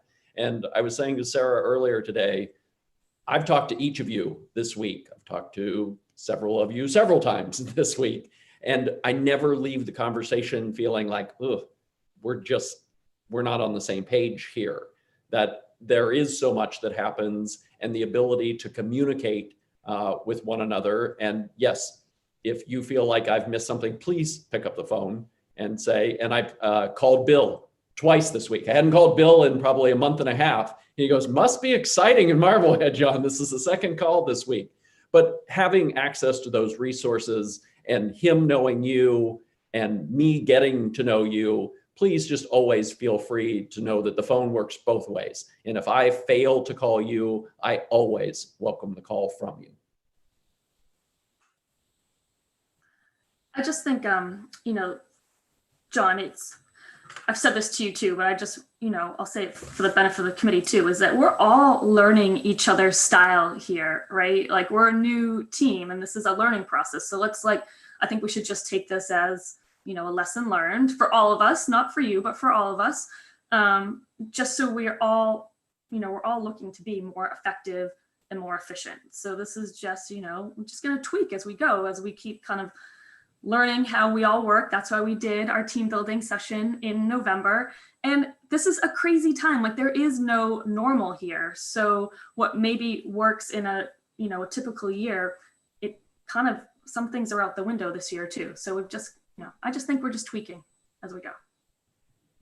Yeah, I agree. I think, you know, yeah, we've had it on our to-do list for quite a few years to want to get back to, like, what, you know, what's our purview, what's the superintendent's purview, and, you know, each year there's some new hurdles to that, but I think eventually, you know, we'll get there, and I think we're all learning this and getting better.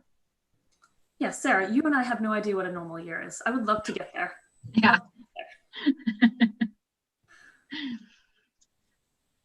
All right. So moving along, it brings us to the subcommittee and liaisons updates. I know, you know, we just presented a bunch of policies, so I think that sums up the policy subcommittee. Anybody else want to weigh in? Emily? So I would like to talk about Mcas, because I have Great. lots to say and it's really great. So we now have a new interim Mcas director, Heidi Harris, who I was able to meet. I've met with her a couple times this week. And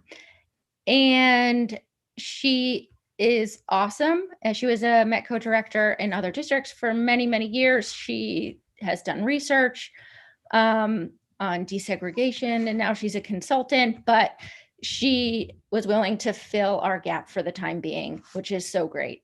And she is so motivated to help our program get to where it can be.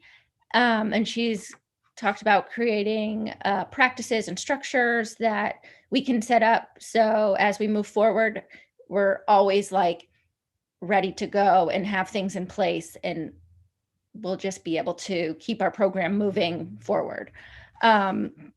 So she started December 7th, and she's already met with all the leaders of the school. She's met with Nan. Nan hosted a Metco family chat to introduce Heidi to all the Metco families. On Wednesday, we were part of a fundraising meeting for Metco because we have this awesome Tyrone Bumper Scholarship at the high school, which I didn't know about. And I don't know if a lot of people know about it, but we give, there's money that's been raised that 2 students, a Metco student and a resident Marblehead student, it's an essay contest, and they write an essay about what the Metco program means for them. And it gets judged, and the 2 winners get money, a money scholarship and a laptop. So we now have this group to fundraise to fill that, I don't know, pot of, to just make more and more money for things to do for the scholarship, but also to do for the Metco students to support them. And so the other great thing that came out of that meeting is that we're going to try to do the cultural feast this year in the spring. So there's a group of people working on that to make that happen. And then there's another group of us who are working on establishing fundraisers.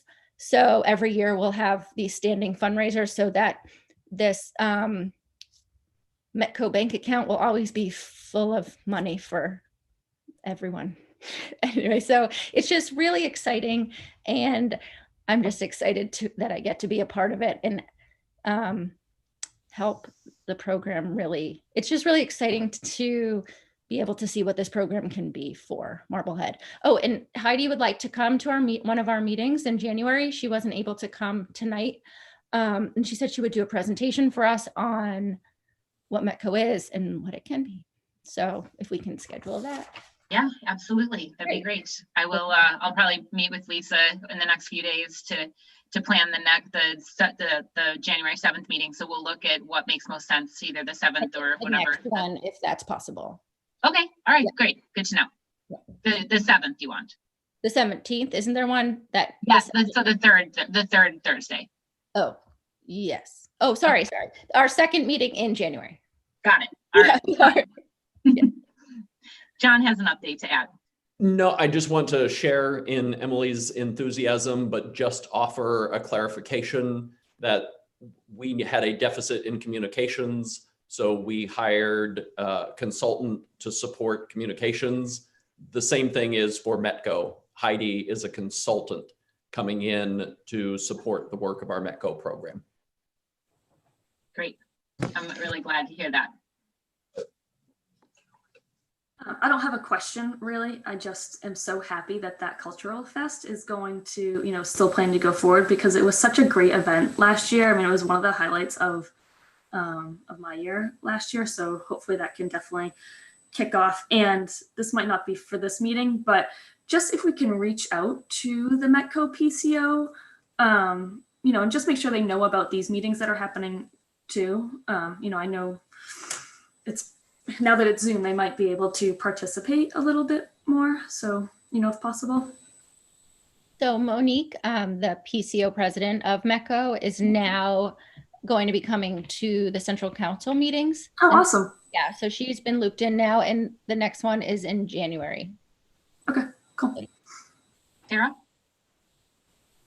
Emily, do you have a sense of, are most of our Metco students doing in-person learning, or more of them doing remote? And is the COVID and the unique set of circumstances with COVID and their need for transportation and everything, and how long they'd be spending on the bus, a further barrier for those Mcas students? I'm just curious of you know, how they may be even more adversely affected by COVID. Well, I don't know the numbers of students who are doing in person or remote. Nan would be able to answer that better. But I do know that we are bringing them in through a bus, and we have this amazing bus monitor, Delta, I think her name is. Heidi spoke really highly of her, and she is making the bus experience for our students as best, I think, as it could be. She was really excited that we had her here and said whatever we can do to keep her is what we need to do. So I don't know if Nan wants to answer the other question. Well, I would just like to add that at our family chat, I had asked parents about the bus and how busing was working, because we do have to keep the windows for air circulation slightly open. The parents were talking about how it is cold on the buses, and in a matter of days, we had Friends of Marblehead people coming together, and we have a embroidered, monogrammed Marblehead blanket, a bag, and a hat for every child. We'll be giving those out tomorrow. It was phenomenal. So the program is super supportive when we ask, and so I think we've learned this year that we really want to get our METCO program out in the forefront and let people know what the needs are, and they're eager to support. So the transportation has been fantastic. Greg has been coordinating for our METCO athletes, and we have a late bus that has been running without a hitch for those kids. We do have most of our students in the hybrid model, but some in a full remote setting. And we do have some METCO students that come 5 days a week for programming. That's awesome. I'm so excited about that blanket piece because I saw that in the newspaper that another district did that and was thinking we should do the same. So that's really exciting. Done, done, and done. Wonderful. All right. Any other subcommittees want to weigh in? Sarah? Facilities met this Monday, and we talked about the facilities assessment is out to bid right now. If everything goes according to plan, we hope to have that completed by mid-January so we can get that report and those good data points that we'll need to build. The goal was to use that to build our facilities master plan, which we really need to update, but as well as our capital improvement ask. We did find out at the facilities meeting this week that the capital improvement ask had already been put in by the district. And after that meeting, Michelle sent that out to us to review. We will be tweaking that further because we obviously want to have information to build that on. And that was about it. I'll just say that I spoke to Bill about that, and that was actually much earlier this year that town asked for capital request than they had in the past. And so that January timeframe of taking that list and tweaking it or prioritizing it is actually in line with what the committee did last year. Great. Very good. Megan, anything to add for budget, or are we good there? I was just thinking, we did meet. Yeah, we met last week. Mostly we talked about scheduling because I'm sure we're going to have to add a few meetings. So John's going to work on putting a draft together that we could get out to the committee, early January. And John and Michelle are working with the principals and the budget owners to kind of, get their requests in order. So, January is going to pick up for sure. I would expect, early January, we start to get some rough numbers to start looking at and digging into. And then, we're off. January, February, always fun times. Absolutely. A question on that, Megan. At the SAC, we discussed that they haven't started to dig in and look at new math curriculums yet. So are you guys going to have a holder for a new math curriculum? And if so, what will you be using as a driver? Probably a question for John and Michelle. Sure. Michelle and I actually have had that exact conversation with both of the principals that we've met with, and we have 2 more meetings on Monday it will probably be a pre-K to 8 math curriculum adoption. And so we will put a placeholder in the budget for that. Great. All right. I think that's it. David, any building project updates this time around? You're on mute. There you go. I do. So at our last meeting, I talked about the GMP, or the guaranteed maximum price. The building committee met, voted. It was submitted to the Massachusetts School Building Authority promptly. And on Monday, we did get a reply from the MSBA. What results from the guaranteed maximum price is what's called a project funding agreement amendment. But in our case, the amendment will actually be $124,999 less than what our budget was. So the awarded GMP is about $125,000 less, and that will get updated and put into the system that's called ProPay, that tracks all of the invoices and the reimbursements related to the project. So that's a really significant milestone to be on budget. And also, within the GMP, there is the project schedule, and Gilbane is, looking to deliver the school for a September opening. So as we've been talking about at the beginning about remote learning and hybrid learning, COVID certainly could play a role in that. But right now we've been very fortunate. And as we move indoors, Gilbane continues to, with their experience on many projects other than just this one, they have very stringent protocol in place. And we're working very closely with all of our subcontractors, all of the prerequisites for coming to work, and the various things related to COVID. And, so far, so good. And as we move indoors, there'll be a continued focus on that for sure.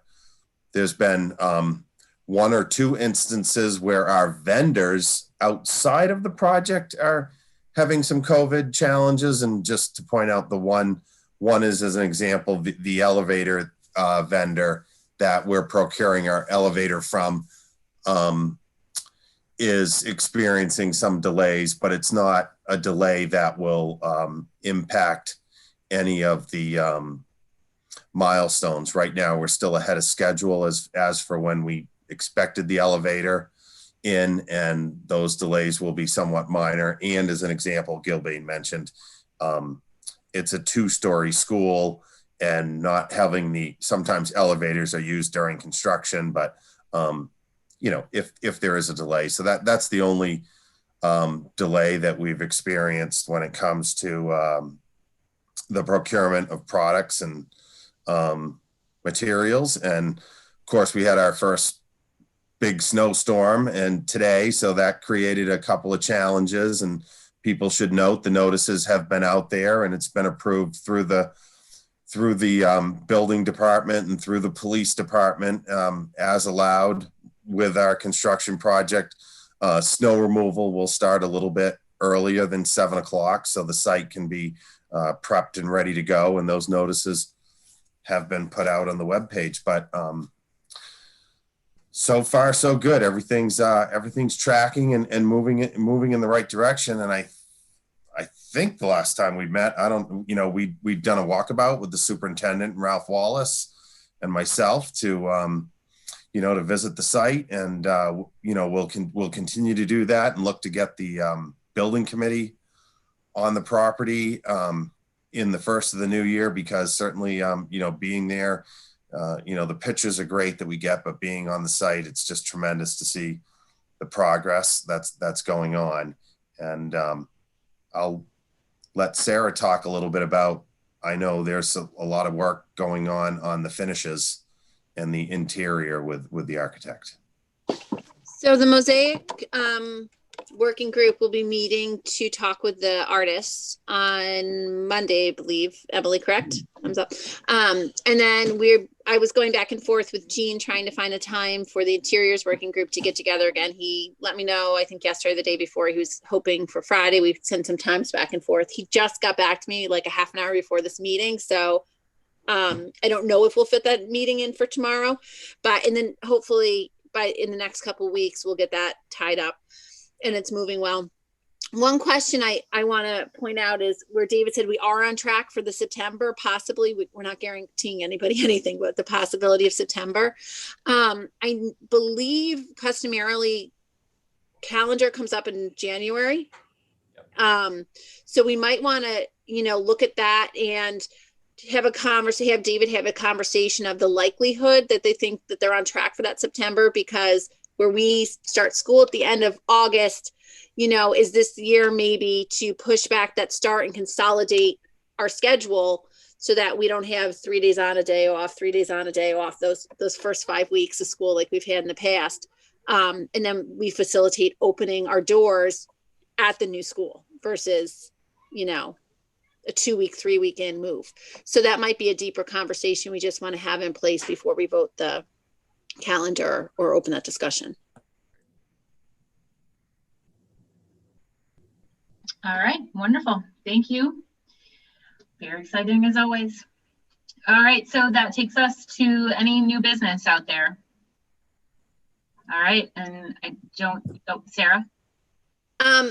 Has there been a discussion at the reopening committees ever of having a letter home that there's been a positive case in your class for COVID? I mean, I'm sure you've all read this. They've gotten the emails about this, that we get the letter home about lice. We get it for strep. We get all these letters for all this stuff. It seems like, why would this communicable disease be different than the flu or the strep letter?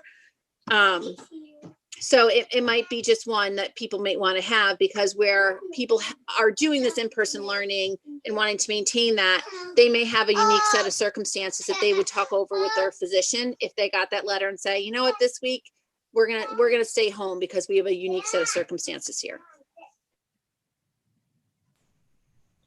We have not had that conversation yet, so. We can add it. Okay, great. All right, and there was no correspondence, to the best of my knowledge, to get to you guys. So that will lead us to adjournment at 9:33. Thank you, everyone. Happy holidays to everybody. Yeah, happy holidays. Last night of Hanukkah tonight.